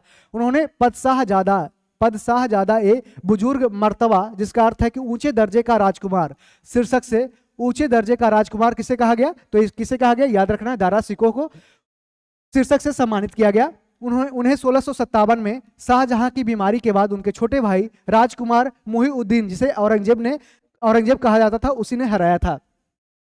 दारा सिकोह को कम उम्र में जिम्मेदारी दी गई और उन्हें सैन्य कमांडर के रूप में नियुक्त किया गया था। वह 1652 में मुल्तान और काबुल के गवर्नर बना था। कौन? ये तो दारा सिकोह। 1659 में औरंगजेब के आदेश से दारा सिकोह को राजगद्दी से उतारा गया और उसने मुगल साम्राज्य की गद्दी फिर संभाली थी। वह उदारवादी मुगल राजकुमार था, जिसके पास धर्मनिरपेक्ष था, जो सभी धर्मों का पालन करता है, उसका दृष्टिकोण था। उसने काम किया और उस पर हिंदू धर्म के वेदांत दर्शन शास्त्र यानी कि उपनिषद के बारे में उन्होंने लिखने का प्रयास किया, उसके बारे में जो ट्रांसलेट भी कराया था। वह कला के कार्यों में विश्वास करता था और काव्य का एक महान संरक्षक था, जो सैन्य युद्ध मामलों के बजाय दर्शन शास्त्र में अधिक रुचि रखता था। दारा सिकोह 30 अगस्त 1659 को उनकी मृत्यु हो गई और उन्हें हुमायूं के मकबरे की अज्ञात कब्र में दफनाया गया। दारा शिकोह ने 7वें सिख गुरु गुरु हर राय 7वें सिख गुरु गुरु हर राय के साथ एक अच्छा संबंध बनाया। उन्होंने इस्लाम और हिंदू धर्म के बीच खुद को आम भाषा में समर्पित कर दिया था। देखिए, ऐसा बताने का मकसद मेरा ये है कि आपसे बीपीएससी पीटी में ऐसे प्रश्न है जो स्टेटमेंट बना करके क्वेश्चन पूछा जा सकता है। यदि आपको ये बोरिंग लग रहा है तो थोड़ा सा इसको आप स्किप कर सकते हैं, नहीं तो आपका 1 से 2 नंबर क्वेश्चन आपको यहाँ से बन सकता है। जैसे कि यहाँ पे कह देगा कि आपका दारा शिकोह के समय जो सिख गुरु थे वो कौन थे, तो गुरु हर राय थे। आपको यदि आप अच्छे से नहीं पढ़ेंगे तो आप मिस कर सकते हैं। ठीक है, तो आपको जानते हैं कि बीपीएससी पीटी का एग्जाम 17 नवंबर को होना है, और ऐसे यदि आप छोड़ते जाएंगे ऐसे फैक्ट्स को, इन्फॉर्मेशन को, तो आपको बहुत ही दिक्कत हो सकती है एग्जाम में। ठीक है, और 1-1 नंबर का वहाँ पे अभी इस बार देख सकते हैं कि टफ कंपटीशन होने वाला है। तो आगे हम बढ़ते हैं, इसको देख सकते हैं, इसका आंसर ऑप्शन भी करेक्ट हो जाएगा। रानी रुद्रमा देवी का संबंध किस वंश से था, तो जानते हैं इसका काकतीय वंश से इसका संबंध था। और यहाँ देख सकते हैं कि 1262 से 1289 के बीच में ये शासन करती है, और ये रानी रुद्रमा है, और ये कहाँ की है, तो ये काकतीय वंश की है, काकतीय वंश की है। और इसके जो हस्बैंड है कौन है, वीरभद्र है, यहाँ पे याद रखना है। आगे हम बढ़ते हैं। भारत के किस भाग में आसफ जाही राजवंश के निजामों का शासन था, तो जहां भी निजाम आपको दिख जाए समझ लीजिए हैदराबाद के क्षेत्र की बात की जा रही है, तो ये दक्कन प्रांत की। तो दक्कन प्रांत में आसफ जाही राजवंश के निजामों का शासन था। आसफ जाही वंश एक मुस्लिम परिवार था। क्या था, एक मुस्लिम परिवार था जिसने 1734 से 1948 तक भारत में हैदराबाद राज पर शासन किया था। और जब भारत आजाद हुआ था, यही एक निजाम वंश था, एक निजाम था हैदराबाद का, उसने है जो डायरेक्ट है जो भारत में शामिल होने का है जो फैसला नहीं लिया था, जिस कारण से ऑपरेशन पोलो के द्वारा सरदार वल्लभ भाई पटेल के द्वारा सैनिक उस पर भेज करके फिर ऑपरेशन पोलो के द्वारा हैदराबाद को कब्जे में लिया गया था। इस वंश के संस्थापक मीर कमर उद्दीन सिद्दीकी मुगल साम्राज्य में एक सेनापति और कुलीन व्यक्ति था। आसफ जाही वंश इंडो फारसी संस्कृति, भाषा और साहित्य के संरक्षण के लिए जाना जाता था। आसफ जाही वंश के बारे में और भी जानते हैं कि हैदराबाद के निजामों ने तेलंगाना क्षेत्र पर 224 वर्षों तक ये शासन करता है, और निजाम के शासन ने तेलंगाना को कई तरह से प्रभावित किया, जिसमें उर्दू भाषा का विकास हुआ और आम जनता का पतन भी शामिल हुआ। इसमें आम जनता का जो चॉइस था उसका भी पतन होना स्टार्ट हुआ था। निजाम अली खान आसफ जाह द्वितीय। टीपू सुल्तान के पतन के बाद निजाम अली खान ने ब्रिटिश ईस्ट इंडिया कंपनी के साथ सहायक गठबंधन किया, यानी सब्सिडियरी अलायंस बना लिया था, जिससे हैदराबाद ब्रिटिश राज के अंतर्गत एक रियासत बन गया था। आज जानते हैं कि सबसे पहला सब्सिडियरी अलायंस यानी सहायक संधि अपनाने वाला कौन था, यही सहायक संधि अपनाने वाला कौन था, तो ये निजाम था, निजाम हैदराबाद का था। और ये कब किया था, तो जानते हैं ये 1798 में किया था। 1798 में सबसे पहले बार है जो सब्सिडियरी अलायंस को, सहायक संधि को अपनाया था। ठीक है, सिकंदर जाह आसफ जाह द्वितीय 1830 के आसपास महाराजा रंजीत सिंह ने नांदेड़ में, कहाँ पे, नांदेड़ में गुरुद्वारा तख्त सचखंड श्री हुजूर साहिब अबिचल नगर के निर्माण में मदद के लिए 150 लोगों को भेजा था। यहाँ पे जानते हैं कि रंजीत सिंह का जो यहाँ पे गुरु गोविंद सिंह का मृत्यु कहाँ होता है, नांदेड़ में ही होता है, नांदेड़ महाराष्ट्र में होता है। ठीक है, इसको याद रखना है, एक बार इसको ध्यान रखना है कि कहाँ पे किसकी मृत्यु हुई थी, नांदेड़ में किसकी मृत्यु हुई थी, यहाँ पे याद रखना है कि रंजीत सिंह की मृत्यु हुई थी नांदेड़ महाराष्ट्र में। एक बार ये फैक्ट है जो चेक करके कमेंट में आपको लिखना है कि नांदेड़ में किसकी मृत्यु हुई थी, तो रंजीत सिंह की या गुरु गोविंद सिंह की मृत्यु हुई थी। इसको याद रखना है, इसको ध्यान देना है और कमेंट में इसको बताना है कि क्या है। ठीक है, आगे हम बढ़ते हैं। यान दाबू की संधि के परिणाम के संदर्भ में कथनों पर विचार करना है और बताना है कि इसमें क्या हुआ था। तो यान दाबू की संधि प्रथम आंग्ल बर्मा युद्ध में बर्मा की पराजय के बाद हुआ था। और ये कब हुआ था, आंग्ल बर्मा युद्ध पहली बार तो 1824 से 26 में हुआ था। आंग्ल बर्मा प्रथम युद्ध हुआ था 1824 से 26, और सेकंड एंग्लो बर्मा बार होता है, कब होता है, ये 1852-53 में होता है, 1852-53 में होता है। ठीक है, और फिर बात करते हैं थर्ड की बात करते हैं, तो थर्ड कब होता है, ये 1882-83 के आसपास होता है। ठीक है, 1882-83 में होता है। और कह रहा है यान दाबू की संधि प्रथम आंग्ल बर्मा युद्ध में बर्मा की पराजय के बाद हुई थी। तो ये सही बात है कि 1826 में संधि हुई थी। कब हुए थे, 1826 में संधि हुई थी। और ये यान दाबू कहाँ है, तो ये म्यांमार में है, उस समय का बर्मा था। क्या था, बर्मा था। अंग्रेजों को 10 लाख पाउंड स्टर्लिंग का मुआवजा देने का वादा किया गया था। या क्षतिपूर्ति के रूप में। ब्रिटिश व्यापारियों को सुरक्षा की गारंटी देने का वादा किया गया था, यह भी स्टेटमेंट सही है। यहाँ पे तीनों स्टेटमेंट सही है। यदि बुक में आपको दिखे कि 2 और 3 तो इसको सुधार कर लीजिए। ऑप्शन 1, 2, 3 इसमें तीनों सही है स्टेटमेंट। यांदबू की संधि कब हुई थी? तो फरवरी 1826 में दोनों पक्षों ने हस्ताक्षर किया था, युद्ध की समाप्ति के बाद किया था।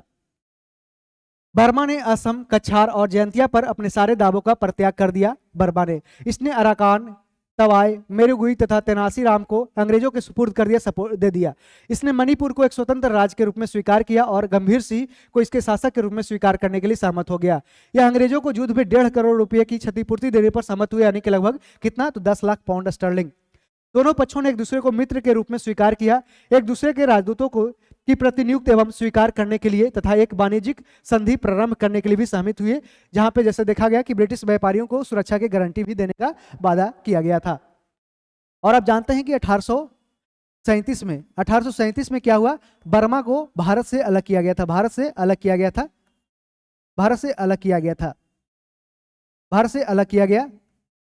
और ये कहां पे दिया गया था? ये गवर्नमेंट ऑफ इंडिया एक्ट 1935 के आधार पे, ठीक है। और ये बर्मा आजाद कब होता है? तो बर्मा आजाद कब होता है? ये आजाद होता है कब?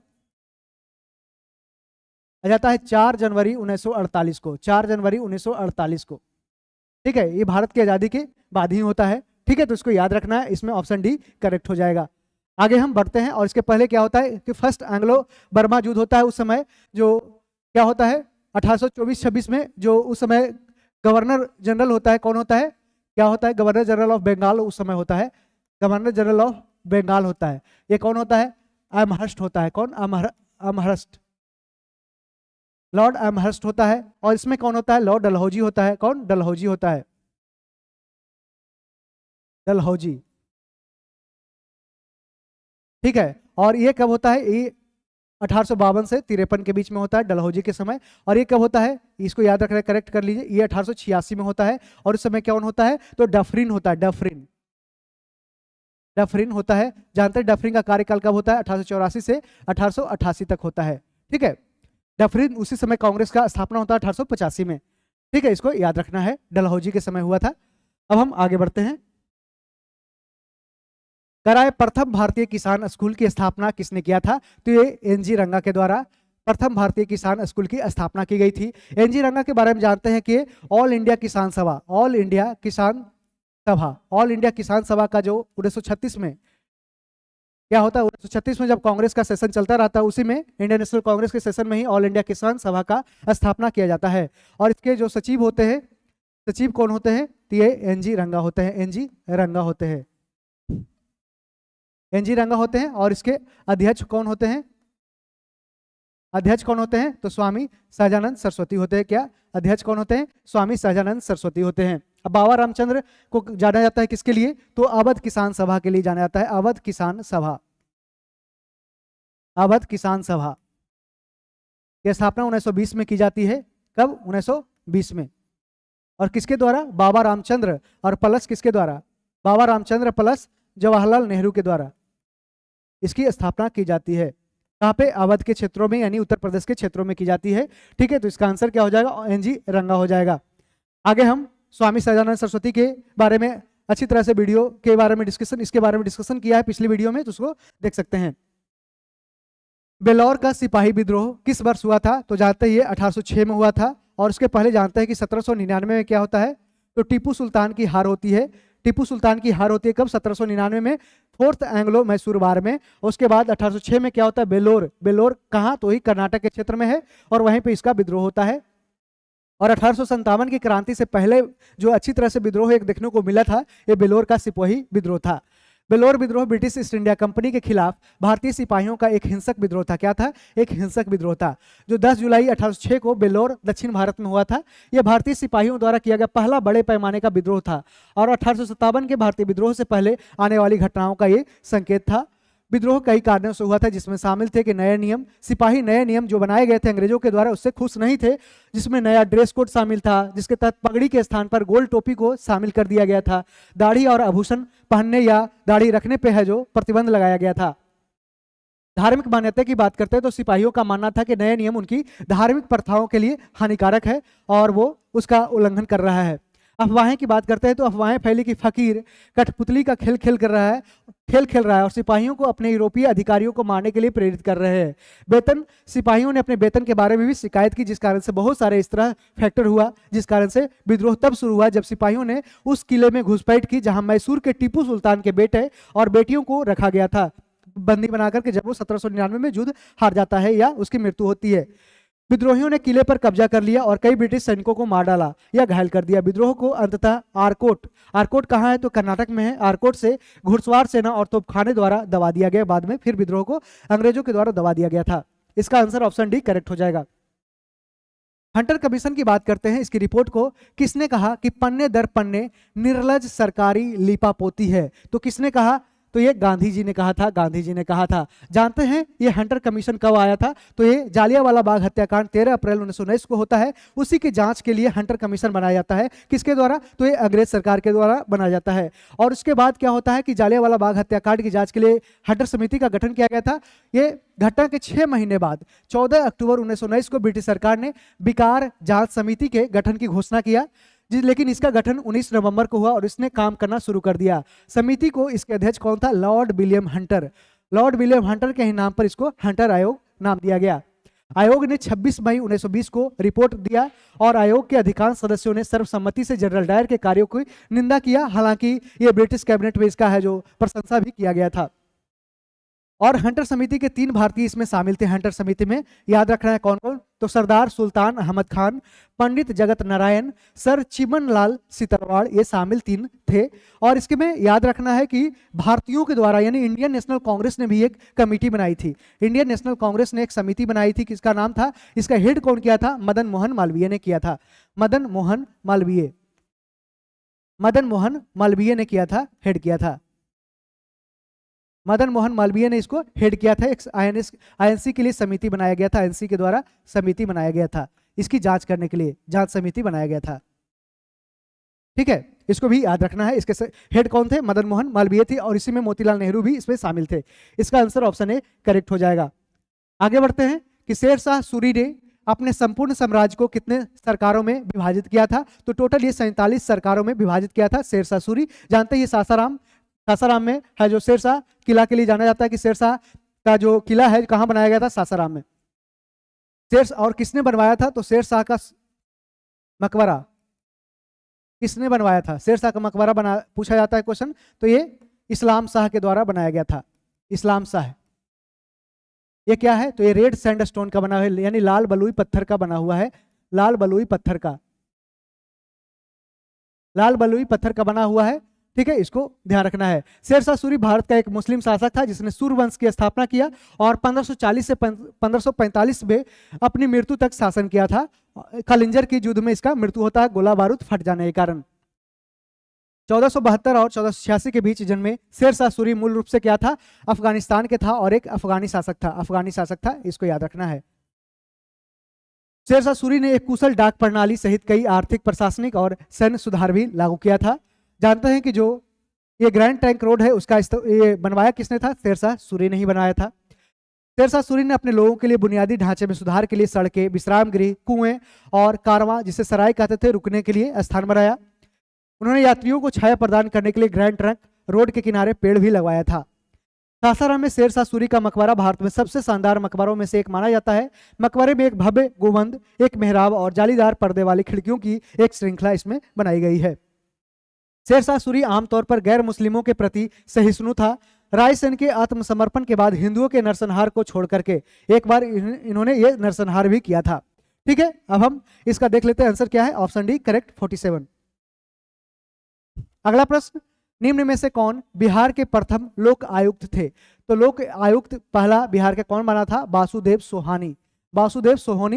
लोकपाल क्या होता है तो केंद्र सरकार पे बनता है और ये प्रधानमंत्री सहित सारे जो केंद्र सरकार के सरकारी कर्मचारी हैं उसके बारे में ये जांच पड़ताल करता है कि करप्शन संबंधी यहाँ पे किसने करप्शन किया है।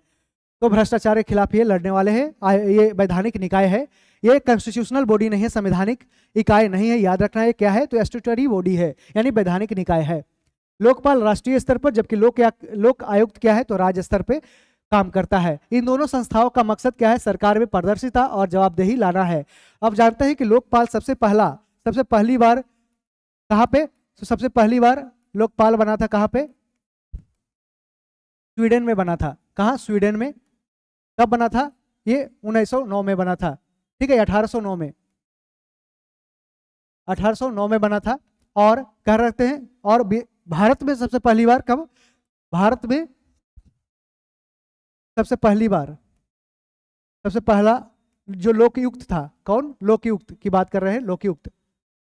भारत में सबसे पहली लोकयुक्त कहाँ बनी थी? तो ये महाराष्ट्र में। कहाँ? महाराष्ट्र में। तब 1973 में। हालांकि इसके पहले जो प्रयास किया गया था किसके द्वारा? ये उड़ीसा के द्वारा है, जो कि बिल पास किया गया था, लेकिन 1970 में ही बिल पास किया गया था, लेकिन 1973 के बाद है जो इसको बनाया गया था। ठीक है, 1972 में ही इसको है जो बनाया गया था महाराष्ट्र में। 1972 याद रखना है, सॉरी 1973 ही के आसपास है। ठीक है, 1972-73 महाराष्ट्र इसका सही आंसर है। ठीक है, और लोकपाल और लोकयुक्त की नियुक्ति कौन करता है? तो लोकपाल की नियुक्ति केंद्र में करता है राष्ट्रपति, और लोकयुक्त की नियुक्ति कौन करता है? तो राज्यपाल करता है, राज्यों में करता है। और इसका नियुक्ति करने से पहले जो राज्य में क्या होता है? लोकपाल और लोकयुक्त जो इसका नियुक्ति होता है किससे? तो उस समय स्टेट के जो हाईकोर्ट होते हैं, स्टेट के हाईकोर्ट के जो चीफ जस्टिस होते हैं, उससे ये है जो सलाह मशवरा भी करते हैं। इसका नेतृत्व न्यायाधीशों या सेवानिवृत्त न्यायाधीशों के पैनल के द्वारा किया जाता है। इनके पास सरकारी अधिकारियों के खिलाफ भ्रष्टाचार के आरोपों की जांच करने का अधिकार है। इसमें प्रधानमंत्री के भी है जो कुछ कार्यों को इसमें शामिल किया गया है।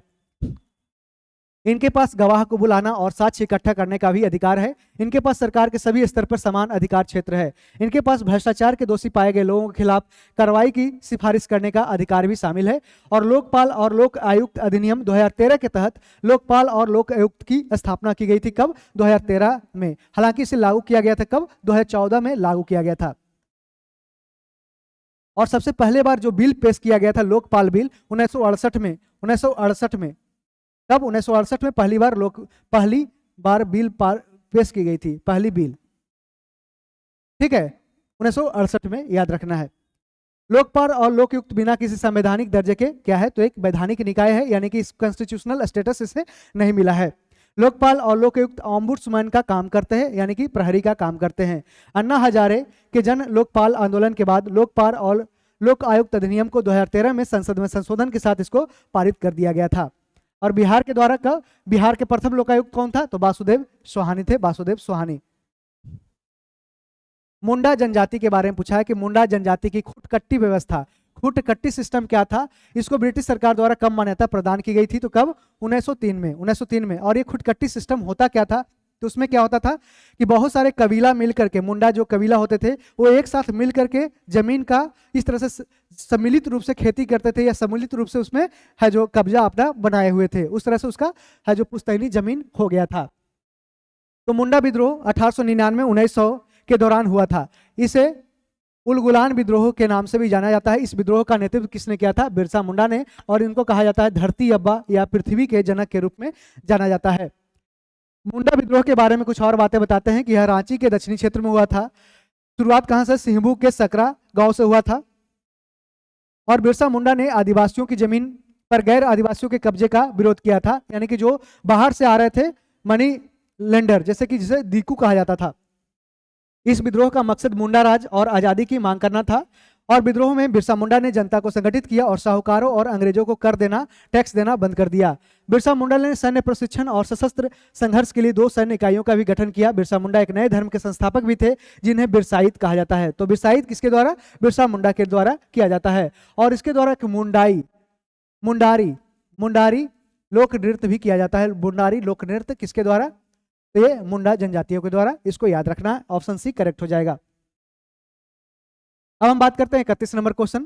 करा ज्योग्राफी से क्वेश्चन पूछा, हमने साइंस और हिस्ट्री के क्वेश्चन कंप्लीट कर लिया। अब हम ज्योग्राफी में बढ़ते हैं।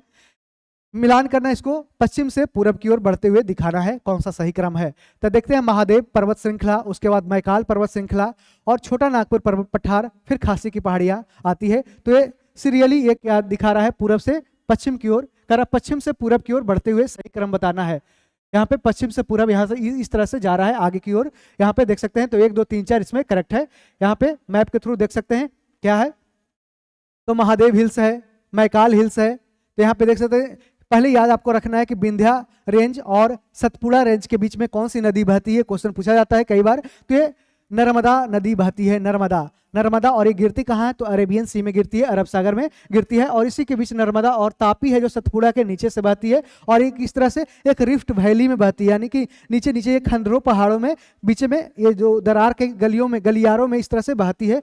ठीक है, इस तरह से देख सकते हैं, माना कि गली ही है, इस तरह से बहती है। तो सतपुड़ा और विंध्या के बीच में नर्मदा नदी, और इधर सतपुड़ा के नीचे तापी नदी बहती है जो अरेबियन सी में गिरती है, और ये पश्चिम की ओर बहने वाली नदियां हैं। और बात करते हैं तो विंध्या रेंज, यहाँ पे सतपुड़ा रेंज, यहाँ पे महादेव हिल्स हो गया, और इसी के जस्ट आगे क्या है, तो यहाँ पे क्या है, मैकाल रेंज है, मैकाल हिल्स है। और इसके बाद छोटा नागपुर प्लेच्यू है, छोटा नागपुर प्लेच्यू कहाँ पे, ये झारखंड के क्षेत्र में है। और उसके बाद क्या है, यहाँ पे गारो खासी जयंतिया है, गारो खासी जयंतिया है, कहाँ पे, मेघालय में है। और ये जनजाति के नाम पे गारो खासी हिल्स उसको रखा गया है, कहाँ पे, मेघालय में। तो इस तरह से आपको याद रखना है कहाँ से कौन से लोकेटेड है। और ये जो पश्चिम से पूरब की ओर ये बढ़ता हुआ दिखाई यहाँ पे दे रहा है। अब हम आगे बढ़ते हैं कि क्षोभ सीमा यानी ट्रोपोपॉज की बात की जा रही है। ट्रोपोपॉज के संबंध में कथन पे विचार करना है और बताना है कौन सा इसमें सत्य नहीं है। तरह यह क्षोभ मंडल और ओजोन मंडल को अलग करता है। तो क्षोभ मंडल और किसको, तो ये समताप मंडल को, किसको, समताप मंडल को अलग करता है। देखिए ओजोन मंडल तो यहाँ पे स्ट्रेटोस्फेयर के ही पास मौजूद है, यानी कि जो ट्रोपोस्फेयर है उसके जस्ट ऊपर स्ट्रेटोस्फेयर है, लेकिन उसी के बीच में ओजोन लेयर भी है। लेकिन आपको मंडल मंडल डिवाइड करके पूछा जा रहा है, तो इसमें क्षोभ मंडल और क्या, तो समताप मंडल के बीच में ये अलग करती है। ये क्या बीच में पाया जाता है, तो यहाँ पे ट्रोपोपॉज पाया जाता है, ट्रोपोपॉज है। तरह यहाँ तापमान लगभग स्थिर रहता है। तो जानते हैं कि इस तरह से जब यहाँ एक एडिएबेटिक इस तरह से एक कंबल बन जाता है, इस तरह से एक ब्लैंकेट बन जाता है, जिस कारण से जैसे यहाँ पे जानते हैं कि ट्रोपोस्फेयर में क्या होता है, जैसे जैसे ऊंचाई बढ़ती है, जैसे जैसे हाइट बढ़ती है, यानी हाइट ऊंचाई जैसे जैसे बढ़ती है, उसमें टेम्परेचर क्या होता है, जानते हैं कि ट्रोपोस्फेयर में क्या होता है, जैसे जैसे ऊंचाई बढ़ेगी टेम्परेचर क्या होगा, डाउनफॉल हो जाएगा, टेम्परेचर है जो गिरते जाएगा। लेकिन एक ऐसा स्थिति ट्रोपोपॉज पे बनता है जहां पे तापमान है जो लगभग स्थिर रहता है, यहाँ पे ना बढ़ता है ना घटता है। और किस कारण से होता है, तो इस तरह से एक ट्रोपोपॉज बनता है जो एक ब्लैंकेट का काम करता है, यानी कि उस तरह से एक घेरे रहता है, बादल के रूप में रुकता है, और वहां पे टेम्परेचर है जो क्लीन एक तरह से मेंटेन हो जाता है। इसकी मोटाई 1 से 1.5 किलोमीटर तक की पाई जाती है। ट्रोपोपॉज की ऊंचाई कितनी, ये चौड़ाई कितनी होती है, तो लगभग इसकी मोटाई 1 से 1.5 किलोमीटर तक पाई जाती है। और इसकी निचली सीमा पर क्या होती है, तो जेट हवा चलती रहती है, यानी कि इसके नीचे ट्रोपोपॉज के नीचे जानते हैं कि मानसूनी हवाएं या फिर उस तरह से जो वेदर एक्टिविटीज है वो कहाँ पे होती है, ये ट्रोपोस्फेयर में ही सारी वायुमंडलीय एक्टिविटी होती है। कहाँ पे, तो ट्रोपोस्फेयर में होती है।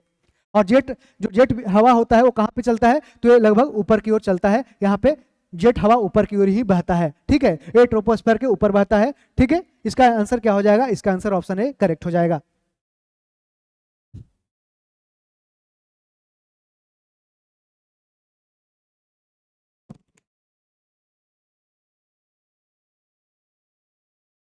अगला प्रश्न देखते हैं। निम्नलिखित द्वीपों को उनके क्षेत्रफल के अनुसार अवरोही क्रम में लगाना है और बताना है कौन सा ये बढ़ते हुए यानी घटते हुए क्रम में दिखाना है। तो सबसे आगे होगा बढ़ने वाला, अवरोही और आरोही में आपको समझ विकसित करना है। तो सबसे पहले क्या होगा, तो यहाँ पे ग्रीनलैंड हो जाएगा। ग्रीनलैंड कहाँ पे भाग है, तो ये डेनमार्क में है। कहाँ, डेनमार्क में है, डेनमार्क का ये भाग है, डेनमार्क। और विश्व का सबसे बड़ा क्षेत्रफल वाला ये आइलैंड है, द्वीप है। उसके बाद दूसरा स्थान न्यू गिनी का आता है, न्यू गिनी का आता है। न्यू गिनी कहाँ है, तो ये ऑस्ट्रेलिया में है, ऑस्ट्रेलिया के ऊपर है, ऑस्ट्रेलिया के आसपास है। और बोर्नियो आइलैंड कहाँ है, तो ये विश्व का तीसरा और एशिया महादेश का पहला, एशिया का पहला द्वीप है, सबसे बड़ा द्वीप है। ठीक है, एशिया का सबसे बड़ा द्वीप। और ये मेडागास्कर कहाँ है, तो ये जानते हैं इंडियन ओशन में लोकेटेड है, इंडियन ओशन में मेडागास्कर है। और ये कहाँ, मॉरिशस के ऊपर है मेडागास्कर। यहाँ पे आंसर क्या हो, ऑप्शन सी करेक्ट हो जाएगा। यदि सूर्य और पृथ्वी के बीच की दूरी 1/4 कम की जाए तो सबसे अधिक संभावना किस बात की होगी, तो यहाँ पे हमारे जो वर्ष है उसकी अवधि क्या हो जाएगी, कम हो जाएगी। जब इसमें जो पृथ्वी और सूर्य के बीच के जानते हैं कि कितना, तो 150 बिलियन किलोमीटर है इसकी दूरी। इसकी क्या होगी, दूरी 1/4 कम हो जाए तो सबसे अधिक संभावना क्या होगी, तो हमारे वर्ष की अवधि कम हो जाएगी। यहाँ पे देख सकते हैं कि ग्रहों के गति के नियम किसने दिया था, तो केपलर ने दिया था, यानी प्लानिटरी मोशन किसने दिया, केपलर ने दिया। कक्षाओं का नियम बता रहा है कि प्रत्येक ग्रह सूर्य के साथ एक अंडाकार कक्ष में सूर्य के चारों ओर चक्कर लाता है, यानी कि बीच में सन है तो इसके चारों तरफ है जो इस तरह से चक्कर लगाता है। कौन? जैसे सारे ग्रह इसके चारों ओर चक्कर लगाता है। ग्रह से सूर्य को मिलाने वाली रेखा समय के बराबर अंतराल में समान क्षेत्रों को पार करती है, यानी एरियल वेलोसिटी स्थिर होती है। इस नियम के अनुसार, यहाँ पे इस नियम के अनुसार यह ग्रह धीरे धीरे तब आगे बढ़ेगा जब यह सूर्य से सबसे दूर होगा और अधिक तेजी से जब यह सूर्य के सबसे करीब होगा। यानी कि जब यह सूर्य के सबसे नजदीक होगा, सूर्य के आसपास रहेगा तो सबसे तेजी से भागेगा, और दूर रहेगा तो ये स्लो धीरे धीरे मूवमेंट करेगा। यह कोणीय गति के संरक्षण के नियम के समान होता है। अवधियों का नियम कह रहा है कि सूर्य के चारों ओर किसी भी ग्रह की परिक्रमा की अवधि, यानी टी कह रहा है, परिक्रमा की अवधि को टाइम पीरियड से डिनोट किया है। यह कक्षा की अर्ध प्रमुख धुरी के घन यानी कि T square directly proportional to R cube के सीधे आनुपातिक होता है। कह रहा है दूरी घटकर कब हो गया? 1/4 वर्ष हो गया, दूरी घट गया। तो केपर के नियम से क्या हो गया? तो इस फार्मूला में आपको पुट कर देना है वैल्यू। यहाँ पे देख सकते हैं T1/T2 के होल स्क्वायर हो गया, R1/R2 के होल क्यू हो जाएगा। यहाँ पे देख सकते हैं तो R ऊपर हो जाएगा, तो यहाँ पे क्या हो जाएगा? 64 हो जाएगा। तो 64 हो जाएगा, तो यहाँ पे 64 का स्क्वायर क्या हो गया? T1/T2 हो जाएगा, ये 64 हो जाएगा, यानी 64 मतलब कि 8 हो जाएगा। स्क्वायर में हटा देंगे तो 8 हो जाएगा, और T2 बराबर क्या हो जाएगा? तो T1/8 हो जाएगा, यानी कि एक अवधि, जो अवधि क्या हो जाएगी? 1/8 वर्ष हो जाएगी। कितनी? 1/8 वर्ष हो जाएगी। और यही जब पृथ्वी की जो दूरी है उसको दोगुना किया जाए, जब दोगुनी किया जाए, दूरी को दोगुनी किया जाए तो क्या होगा? तो 2 × 2√2 हो जाएगा, 2 × 2√2 हो जाएगा। ठीक है, इसको याद रखना है। अब हम आगे बढ़ते हैं। 44वें संविधान संशोधन 1978 में आता है, और इसके संशोधन के बाद राष्ट्रपति को निम्नलिखित परिस्थितियों में राष्ट्रीय आपातकाल घोषित करने का अधिकार प्राप्त होता है। किस क्षेत्र में? तो युद्ध, बाह्य आक्रमण या सशस्त्र विद्रोह से उत्पन्न परिस्थिति के अनुसार। आप जानते हैं कि 42वां संविधान संशोधन 1976 के पहले क्या होता है?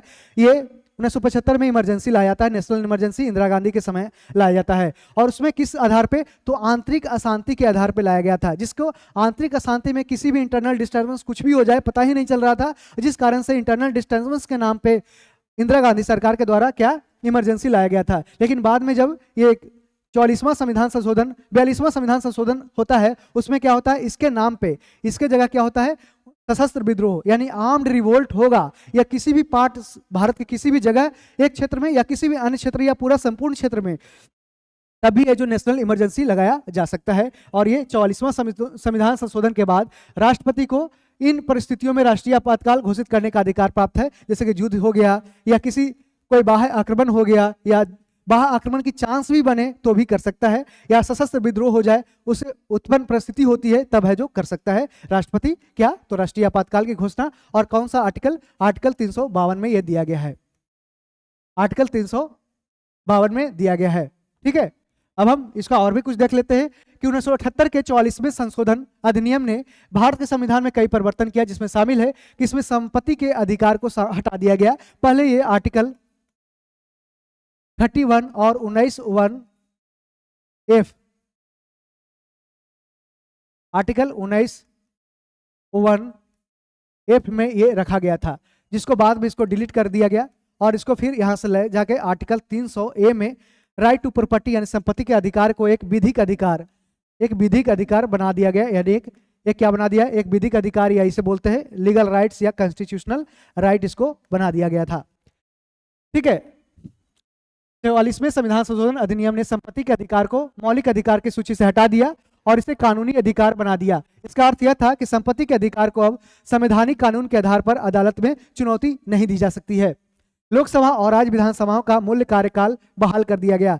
यानी कि पहले जो क्या हुआ था 42वां संविधान संशोधन के द्वारा, यह जो 6 वर्ष बढ़ा दिया गया था, 6 वर्ष कर दिया गया था, जिसको लोकसभा और राज्य विधानसभा के मूल कार्यकाल को फिर से 5 वर्ष यहाँ पे कर दिया गया था, 5 वर्ष कर दिया गया। असमानताओं को न्यूनतम करने के लिए एक निर्देशक सिद्धांत भी जोड़ा गया। जानते हैं कि एक नीति निर्देशक सिद्धांत जोड़ा गया, जिसके अनुसार राज्य को आय, स्थिति, सुविधाओं और अवसरों में असमानता को न्यूनतम करना था। अनुच्छेद 368 में संशोधन किया गया कि ताकि यह सुनिश्चित किया जा सके कि संविधान के मूल ढांचे में कोई भी परिवर्तन केवल तभी किया जा सकेगा जब जनमत संग्रह में मतदाताओं के बहुमत द्वारा उसे मंजूरी दी गई हो। 133 और 134 आर्टिकल में भी संशोधन किया गया कि सर्वोच्च न्यायालय के अपीलीय क्षेत्राधिकार का वर्णन करने के लिए प्रयुक्त शब्दों संख्या और अक्षरों को बदलने के लिए अनुच्छेद 133 और 134 में संशोधन किया गया। 44वां संविधान संशोधन अधिनियम जनता पार्टी के द्वारा पारित किया गया था, जो उस समय सत्ता में थी। कौन? जनता पार्टी, और उस समय सरकार में जनता पार्टी ही थी। ठीक है। और इसके जो मुख्यमंत्री उस समय प्रधानमंत्री कौन थे जनता पार्टी के? तो मोरारजी देसाई थे। इनमें से किसने कहा कि भारतीय न्यायपालिका बिलासी मुकदमेबाजी से ग्रसित है? यानी कि सबसे ज्यादा है जो भारतीय न्यायपालिका में केस किसका आ रहा है, तो किसका आ रहा है? तो भारत सरकार का ही केस सबसे ज्यादा आ रहा है, जिस कारण से हमें काम करने में है जो मुश्किल पैदा होती है। एक किसने कहा था? एन.वी. रमना ने कहा था। और एन.वी. रमना कौन थे? तो ये भारत के 48वें मुख्य न्यायाधीश के रूप में थे। 48वें। अभी 50वें जो मुख्य न्यायाधीश है कौन है? 50वें कौन है? तो 50वें है डी.वाई. चंद्रचूड़। डी.वाई. चंद्रचूड़, ठीक है। और 19वें कौन थे? 19वें भी 49वें कौन थे? यू ललित थे। यू ललित, उदय उमेश ललित थे। करा है कि मुख्य न्यायाधीश के रूप में उनके कार्यकाल में सर्वोच्च न्यायालय और उच्च न्यायालयों में न्यायिक नियुक्तियों में वृद्धि देखी गई, जिससे 2016 के बाद से रिक्तियां सबसे कम हो गई थी।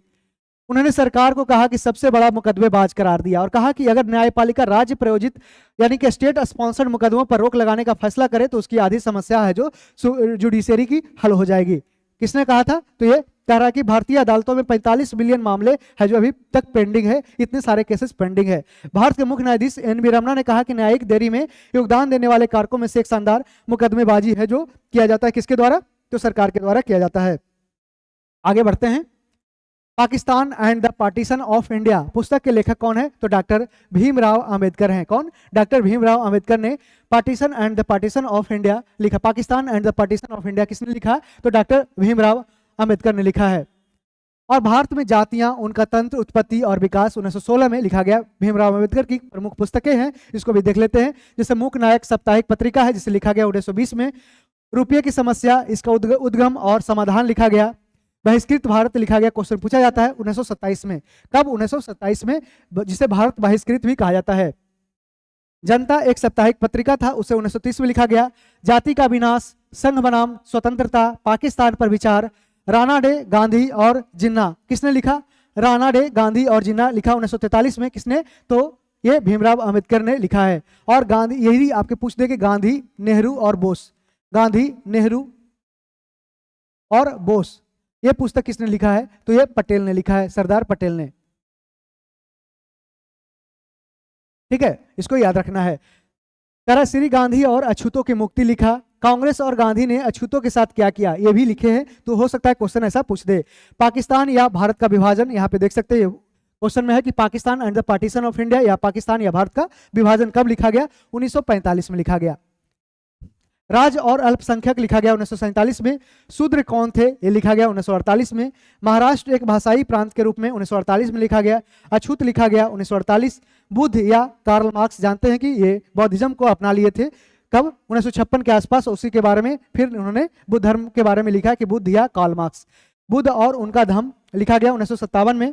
ठीक है, आगे हम बढ़ते हैं। इसका आंसर ऑप्शन ए करेक्ट हो जाएगा।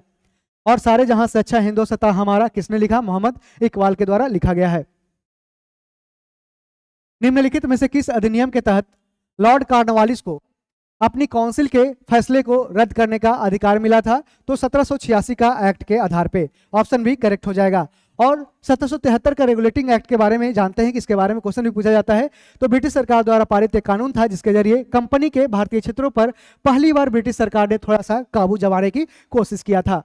इस कानून के तहत बंगाल के गवर्नर को बंगाल का गवर्नर जनरल बनाया गया था। और सबसे पहले कौन बना था? Governor general of Bengal Warren Hastings बना था। और उनकी सहायता के लिए 4 सदस्यों की कार्यकारी परिषद, कितने? तो 4 सदस्य की एक कार्यकारी परिषद यानी एग्जीक्यूटिव काउंसिल भी बनाई गई थी। और लॉर्ड वारेन हेस्टिंग्स बना था बंगाल का पहला गवर्नर जनरल। कंपनी के कर्मचारियों को किसी भी निजी व्यापार में शामिल होने या मूल निवासियों से उपहार या रिश्वत लगाने पे ये रेगुलेटिंग एक्ट के द्वारा रोक लगा दी गई। कंपनी के राजस्व, नागरिक और सैन्य मामलों पर रिपोर्ट देने के लिए कोर्ट ऑफ डायरेक्टर्स को बात कर दिया गया था। Court of directors. कंपनी के वरिष्ठ अधिकारियों को बिना अनुमति के भारत छोड़ने पर भी रोक लगा दी गई थी। कोलकाता में फोर्ट विलियम में सुप्रीम कोर्ट की स्थापना की गई। सर एलिजा एम्फे को सुप्रीम कोर्ट का पहला मुख्य न्यायाधीश नियुक्त किया गया, याद रखना है। सुप्रीम कोर्ट का पहला मुख्य न्यायाधीश कौन बने थे? सर एल्जा एम्पे। इस कानून के तहत नागरिक, सैन्य और राजस्व मामलों पर नियंत्रण रखने के लिए कंपनी के एक बोर्ड ऑफ कंट्रोल का भी गठन किया गया, बोर्ड ऑफ कंट्रोल। इस कानून ने भारत में केंद्रीय प्रशासन की नींव रखी थी। सेंट्रल एडमिनिस्ट्रेशन यानी सेंट्रलाइज्ड एडमिनिस्ट्रेशन की नींव किसके द्वारा रखी गई थी? तो पूछा जा सकता है क्वेश्चन, किसके द्वारा? तो ये रेगुलेटिंग एक्ट 1773 के द्वारा। इस कानून ने रिश्वतखोरी और भ्रष्टाचार पर रोक लगा दी थी। रिश्वतखोरी और भ्रष्टाचार पर रोक लगा दी थी किसने? तो 1773 का रेगुलेटिंग एक्ट। अब हम बात करते हैं आगे, सर्वोच्च न्यायालय ने निजता के अधिकार यानी राइट टू प्राइवेसी, क्या राइट टू प्राइवेसी के अनुच्छेद 21 में वर्णित जीवन की अधिकार यानी कि मौलिक अधिकार right to life and personal liberty है, उसमें शामिल करने का है जो निर्णय लिया किस कब? तो ये राइट टू प्राइवेसी को करा है। तो इसमें ये किसके समय? सर्वोच्च न्यायालय ने निजता के अधिकार को अनुच्छेद 21 में वर्णित जीवन के अधिकार का भाग माना है। इस मुद्दे पर निर्णय देने वाले संवैधानिक पीठ के अध्यक्ष कौन थे? तो कौन थे? जेएस खेहर थे, जेएस खेहर। ठीक है, इसको याद रखना, जेएस खेहर थे। और जानते हैं कि जेएस खेहर इसके सदस्य थे, और लेकिन इसके बारे में बताते हैं कि ये पुत्तुस्वामी केस हुआ था, पुत्तुस्वामी केस था। ठीक है, versus union of India, union of India किसके कब? ये 2017 में हुआ था। इसी के द्वारा है जो राइट टू प्राइवेसी यानी निजता के अधिकार को इसमें शामिल किया गया था। और उसके हेड कौन कौन कर रहे थे? तो ये संवैधानिक पीठ के अध्यक्ष थे जेएस खेहर, इसको याद रखना है। और बात करते हैं 2018 में आया था होमोसेक्सुअलिटी को,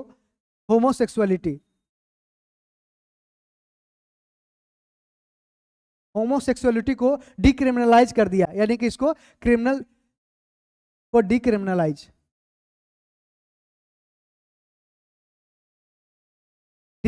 किया गया।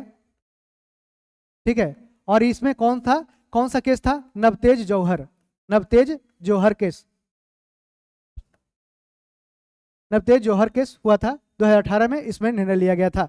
ठीक है, इसको याद रखना है। जबकि फंडामेंटल राइट आर्टिकल 21 में बहुत सारे इसका प्रोविजन दिया गया, right to clean environment, right to life, right to personal liberty, right to movement, right to establish, इस तरह से बहुत सारे इसमें राइट टू क्लीन एनवायरनमेंट, बहुत सारे इसमें प्रोविजंस दिए गए हैं। और इसका स्कोप है जो अनलिमिटेड है, यानी कि इसमें कभी भी सुप्रीम कोर्ट कुछ भी इसमें है जो ऐड कर सकता है। इसका आंसर ऑप्शन सी करेक्ट हो जाएगा। आगे हम बढ़ते हैं कि उच्चतम न्यायालय के न्यायाधीशों की संख्या की वृद्धि करने की शक्ति किसके पास है? तो संसद के पास है। किसके पास? संसद के पास है कि वो न्यायाधीशों की संख्या को वृद्धि कर सकता है। अभी वर्तमान में न्यायाधीशों की संख्या क्या है? तो ये 33+1 है, यानी कि 33 जज है और एक क्या है? तो सीजेआई है। क्या है? एक सीजेआई और ये 33 जज है। ठीक है, इसको याद रखना है कि संसद के द्वारा इसको बढ़ाया घटाया जा सकता है, जैसा कि वो केस के आधार पे देखा जा सकता है किस तरह से कि सुप्रीम कोर्ट में कितने केस पेंडिंग है, और सुप्रीम कोर्ट के द्वारा ऐसा है जो रिक्वेस्ट किया जाता है या रिकमेंडेशन भेजा जाता है कि यहाँ पे सुप्रीम कोर्ट में जजों की कमी है, जिस कारण से आप बढ़ा सकते हैं। ठीक है, इसका आंसर क्या? ऑप्शन सी करेक्ट हो जाएगा। 41 नंबर प्रश्न कर रहा है, निम्न में कौन हिंदुस्तानी क्लासिकल म्यूजिक यहाँ पे नहीं है? तो इसमें कौन नहीं है? अलापना नहीं है। जबकि ध्रुपद, ठुमरी और गजलें क्या है? हिंदुस्तानी शास्त्रीय संगीत के कुछ उदाहरण है। और इसके जनक कौन है? जनक याद रखना है, हिंदुस्तानी शास्त्रीय के संगीत के जनक कौन है? तानसेन है, तानसेन है। ठीक है, और एक दूसरा क्या है? तो एक दूसरा क्या है? एक है कर्नाटक, ये शास्त्रीय संगीत है, कर्नाटक शास्त्रीय संगीत है।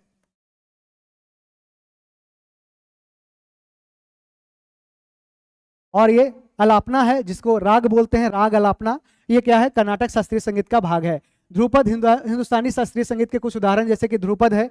हिंदुस्तानी शास्त्रीय संगीत की सबसे पुरानी शैली क्या है? तो ध्रुपद है, इसको पूछा जाता है। एसएससी के एग्जाम में ऐसे प्रश्न पूछे जाते हैं, और बिहार दरोगा में भी ऐसे पूछे जाते हैं।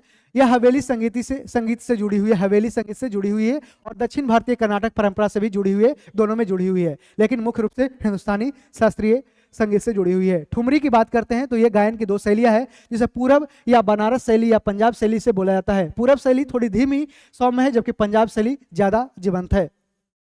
टप्पा पूछा गया है। टप्पा एक ऐसा गीत होता है जिसमें स्वरों को तेज लय में गाया जाता है। यह एक कठिन रचना है और इसे ज्यादा अभ्यास की जरूरत पड़ती है। टप्पा।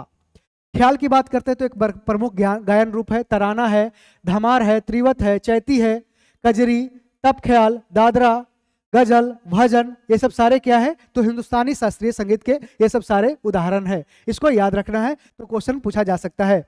इसका आंसर ऑप्शन डी है, जो कर्नाटक शास्त्रीय संगीत से संबंधित है, आलापना। माथुरी की बात करते हैं तो माथुरी लोक नृत्य किस राज्य में प्रचलित है, तो ये कहाँ, तेलंगाना में माथुरी लोक नृत्य प्रचलित है। और भी पहले हमने इसके लोक नृत्य बताया है, तो इसको पहले वाले वीडियो देख सकते हैं। भारत में नैनो मिशन की शुरुआत कब की गई थी, तो 2007 में नैनो मिशन की शुरुआत की गई थी भारत सरकार के द्वारा। और कह रहा है कि जिसे नैनो विज्ञान और प्रौद्योगिकी मिशन NSTM यानी कि national nano science and technology mission के नाम से भी जाना जाता है। विज्ञान और प्रौद्योगिकी विभाग यानी department of science and technology इस मिशन को लागू करने के लिए जिम्मेदार नोडल एजेंसी थी। और इसके मुख्य उद्देश्य क्या थे, तो बुनियादी अनुसंधान संवर्धन यानी कि रिसर्च एंड डेवलपमेंट की बात की जा रही थी। इसमें R&D की बात की जा रही थी, बुनियादी ढांचे का विकास, नैनो विज्ञान अनुप्रयोगों में अनुसंधान और विकास की स्थापना, इस तरह से अंतर्राष्ट्रीय सहयोग, नैनो प्रौद्योगिकी में मानव विकास, सार्वजनिक निजी भागीदारी को बढ़ावा देना इसका मुख्य था। और इसमें 5 वर्ष के लिए 1000 करोड़ इस मिशन को 5 वर्षों के लिए 1000 करोड़ रुपए तक का बजट आवंटित किया गया था। अब हम आगे बढ़ते हैं। हेमकुंड साहिब गुरुद्वारा किस राज्य में स्थित है, तो कहाँ पे, उत्तराखंड में स्थित है। आप जानते हैं कि पंजाब के जो अमृतसर में स्थित स्वर्ण मंदिर है वो भारत का सबसे बड़ा और सबसे जो प्रतिष्ठित गुरुद्वारा है। कौन, ये अमृतसर का स्वर्ण मंदिर।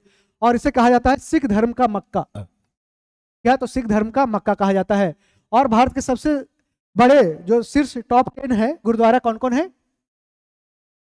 स्वर्ण मंदिर अमृतसर पंजाब, गुरुद्वारा श्री पौंटा साहिब हिमाचल प्रदेश, गुरुद्वारा बाबा अटल साहिब कहाँ, अमृतसर में, तख्त श्री दमदमा साहिब पंजाब, गुरुद्वारा बंगला साहिबा नई दिल्ली, गुरुद्वारा तरन तारन साहब कहाँ, पंजाब में है, गुरुद्वारा मट्टन साहिब ये जम्मू कश्मीर, तख्त सचखंड श्री हुजूर अबचल नगर साहिब गुरुद्वारा कहाँ, महाराष्ट्र में, और गुरुद्वारा श्री हेमकुंड साहिब उत्तराखंड में, गुरुद्वारा रिवालसर कहाँ, मंडी हिमाचल प्रदेश में। और आप जानते हैं कि पटना सिटी में भी है जो एक गुरुद्वारा स्थापित की गई है, ठीक है। और जानते हैं कि 22 दिसंबर 1666 को गुरु गोविंद सिंह का जन्म हुआ था। कहाँ पे, पटना में, पटना सिटी में हुआ था गुरु गोविंद सिंह का। कहाँ पे, पटना सिटी, पटना में इनका जन्म हुआ था, ठीक है।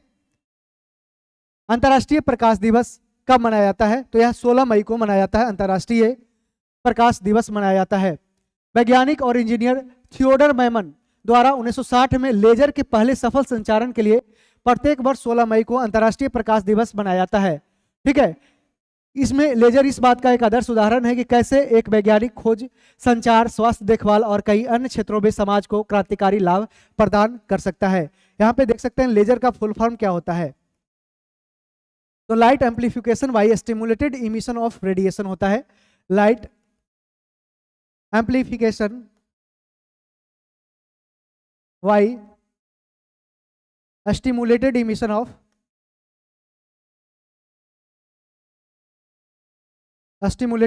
ऑफ रेडिएशन होता है,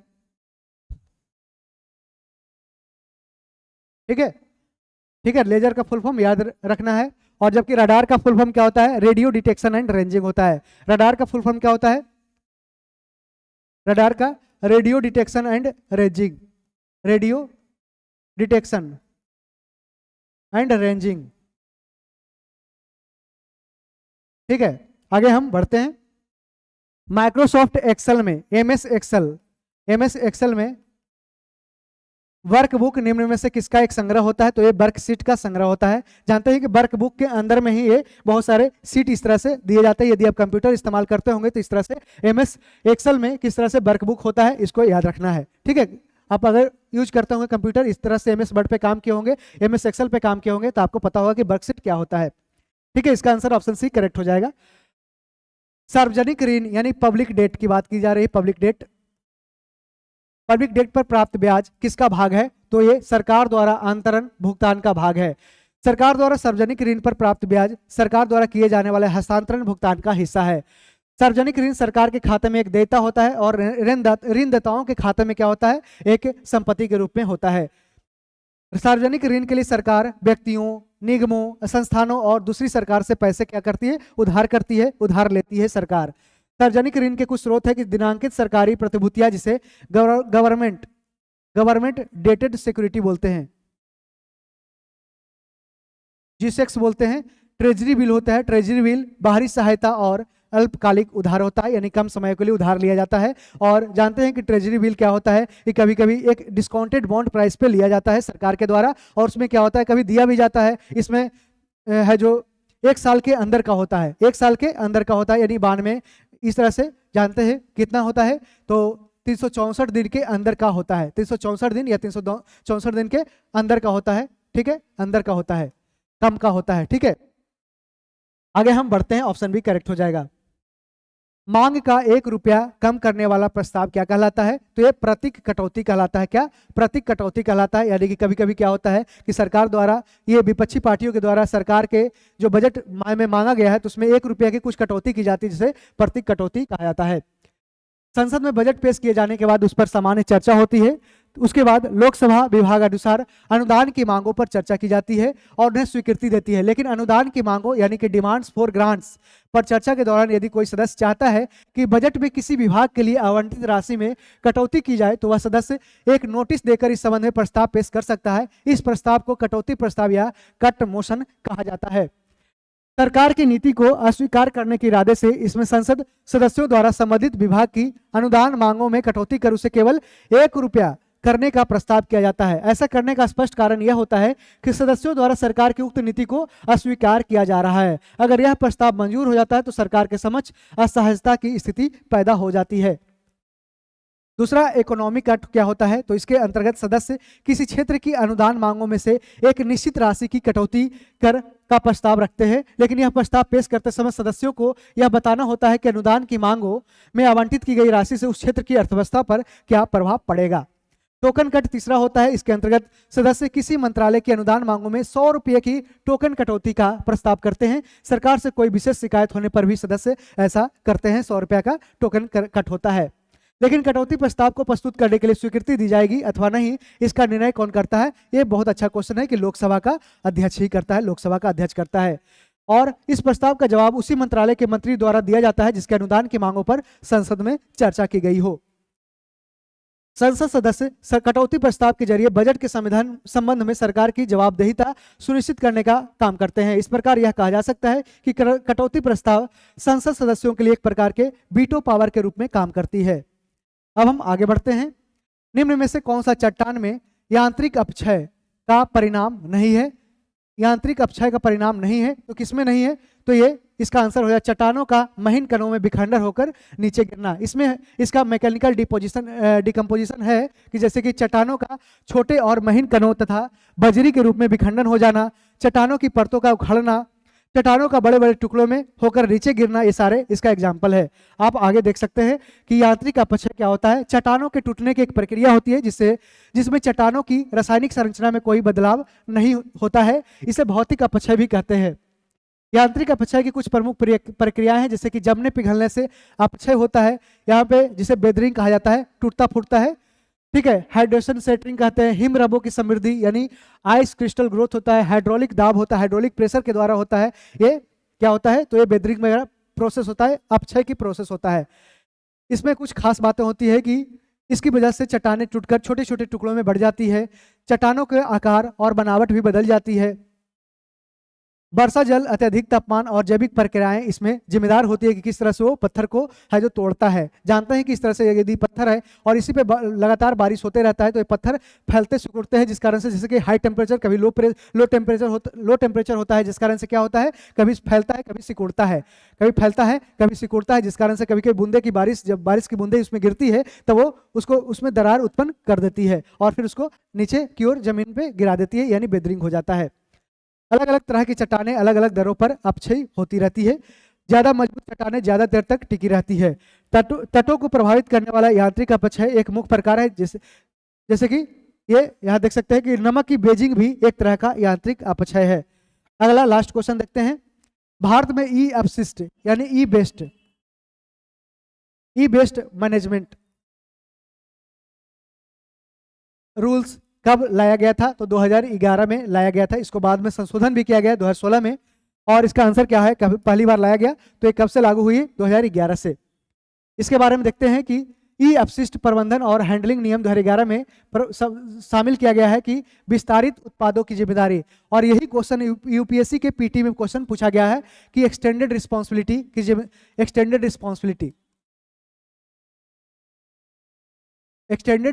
responsibility to producer UPSC PT में ये क्वेश्चन पूछा गया है। ये किसके द्वारा? तो ये ई बेस्ड मैनेजमेंट सिस्टम में लाया गया था, ये क्वेश्चन पूछा गया था। और स्टोरेज की जगह के बताया गया है इसमें कि भंडारण स्थान 10 दिनों के कच्चे माल और 10 दिनों के उत्पाद को रखने के लिए पर्याप्त होना चाहिए। साथ ही खतरनाक कचरे के लिए अलग बंद स्थान भी होना चाहिए, ये भी बताया था। और इसमें बताया कि पंजीकरण होना चाहिए, यानी कि राज्य प्रदूषण नियंत्रण बोर्ड से प्राधिकरण और पंजीकरण प्राप्त किया जाना चाहिए। पर्यावरणीय प्रभाव होना चाहिए, ई कचरे के भंडारण और परिवहन के दौरान पर्यावरण को कोई भी क्षति नहीं होनी चाहिए, यानी कि ई वेस्ट उस तरह से जनरेट नहीं करे जिस तरह से पर्यावरण को नुकसान पहुंचाए। विखंडन प्रक्रिया या स्वास्थ्य या पर्यावरण पर प्रतिकूल प्रभाव नहीं होना चाहिए, यानी कि जब इसका आप डिसमेंटल करते हैं, इसको तोड़ते फोड़ते हैं, इसको रिसाइकल करते हैं, तो इसमें है जो पर्यावरण पे ज़्यादा इसका नुकसान देखने को नहीं मिलना चाहिए। ठीक है, अभिलेख की बात करते हैं तो पुनर्चक्रण जो रिसाइकल एक्टिविटी करते हैं उसके द्वारा खरीदे और संशोधित किए गए ई कचरे का रिकॉर्ड भी रखना होगा।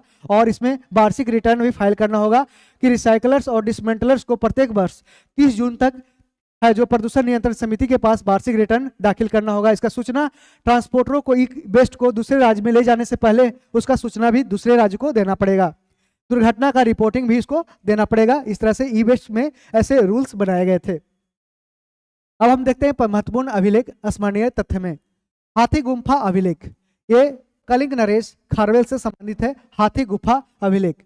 और देख सकते हैं ये कलिंग नरेश खारवेल है, वो किस धर्म को मानने वाले थे? तो ये जैन धर्म। और एहोल अभिलेख पुलकेशिन द्वितीय के द्वारा लिखा गया, और पुलकेशिन द्वितीय के बारे में बताता है। और किसने लिखा था? तो रवि कीर्ति ने। ठीक है, मंदसौर अभिलेख नरेश यशो बर्मन, यहाँ पे यशो बर्मन है, याद रखना है यशो बर्मन, यशो बर्मन। ठीक है, यशो बर्मन। नासिक अभिलेख गौतमी बलसरी, भीतरी अभिलेख स्कंदगुप्त। इस तरह से बहुत सारे अभिलेख है उसको लिखा गया है। और प्रयाग प्रशस्ति जानते हैं किसके बारे में लिखा गया? समुद्रगुप्त के बारे में किसने लिखा? हरिसेन ने लिखा है, और इस संस्कृत भाषा में इसको याद रखना है। अब हम सेट नंबर 12 देख लिए, और सेट नंबर ये 13 है, 13 का डिस्कशन देख रहे थे। तो वीडियो यदि पसंद आया तो जरूर दोस्तों में शेयर करें और चैनल को सब्सक्राइब जरूर करें। और इसका हम अगला वीडियो जल्दी लाने का है जो ट्राई करेंगे। ठीक है, तो इसमें टोटल 150 प्रैक्टिस सेट है जिसको बारी बारी से वीडियो के माध्यम से डिस्कशन करेंगे। यदि आप चाह रहे हैं कि इसमें थोड़ा सा समय कम है, यानी कि 1.5 घंटा या 1 घंटा के आसपास रहे, तो आपको हम अगले वीडियो से कोशिश करेंगे ये आपको 1 घंटा 20 मिनट के आसपास या 1 घंटा के 10 मिनट के आसपास ये वीडियो उपलब्ध रहे, ताकि आप कम समय में इसको है जो रिवीजन कर सके, और आपके लिए ज़्यादा यूजफुल रहेगा रिवीजन करने के लिए कम समय में। और इसका पीडीएफ पाना चाहते हैं तो टेलीग्राम से एडुटेरिया का टेलीग्राम ज्वाइन कर सकते हैं, टेलीग्राम। ठीक है, एडुटेरिया से ज्वाइन कर सकते हैं। और इसे अपने दोस्तों में जरूर शेयर करना है, ताकि दोस्त लोग भी आपको एग्जाम, जो भी एग्जाम की तैयारी करते हैं, चाहे वो बीपीएससी या फिर बिहार एसएससी, बिहार ये देख सकते हैं railway, banking, CDS, NDA, teacher exam, कोई भी एग्जाम हो, वनडे एग्जाम है, उसके लिए काफ़ी फायदेमंद होगा। खासकर इसका डिस्कशन और उसका ऑप्शन एक्सप्लेनेशन है जो काफ़ी मददगार साबित होगा। तो thank you, all the best.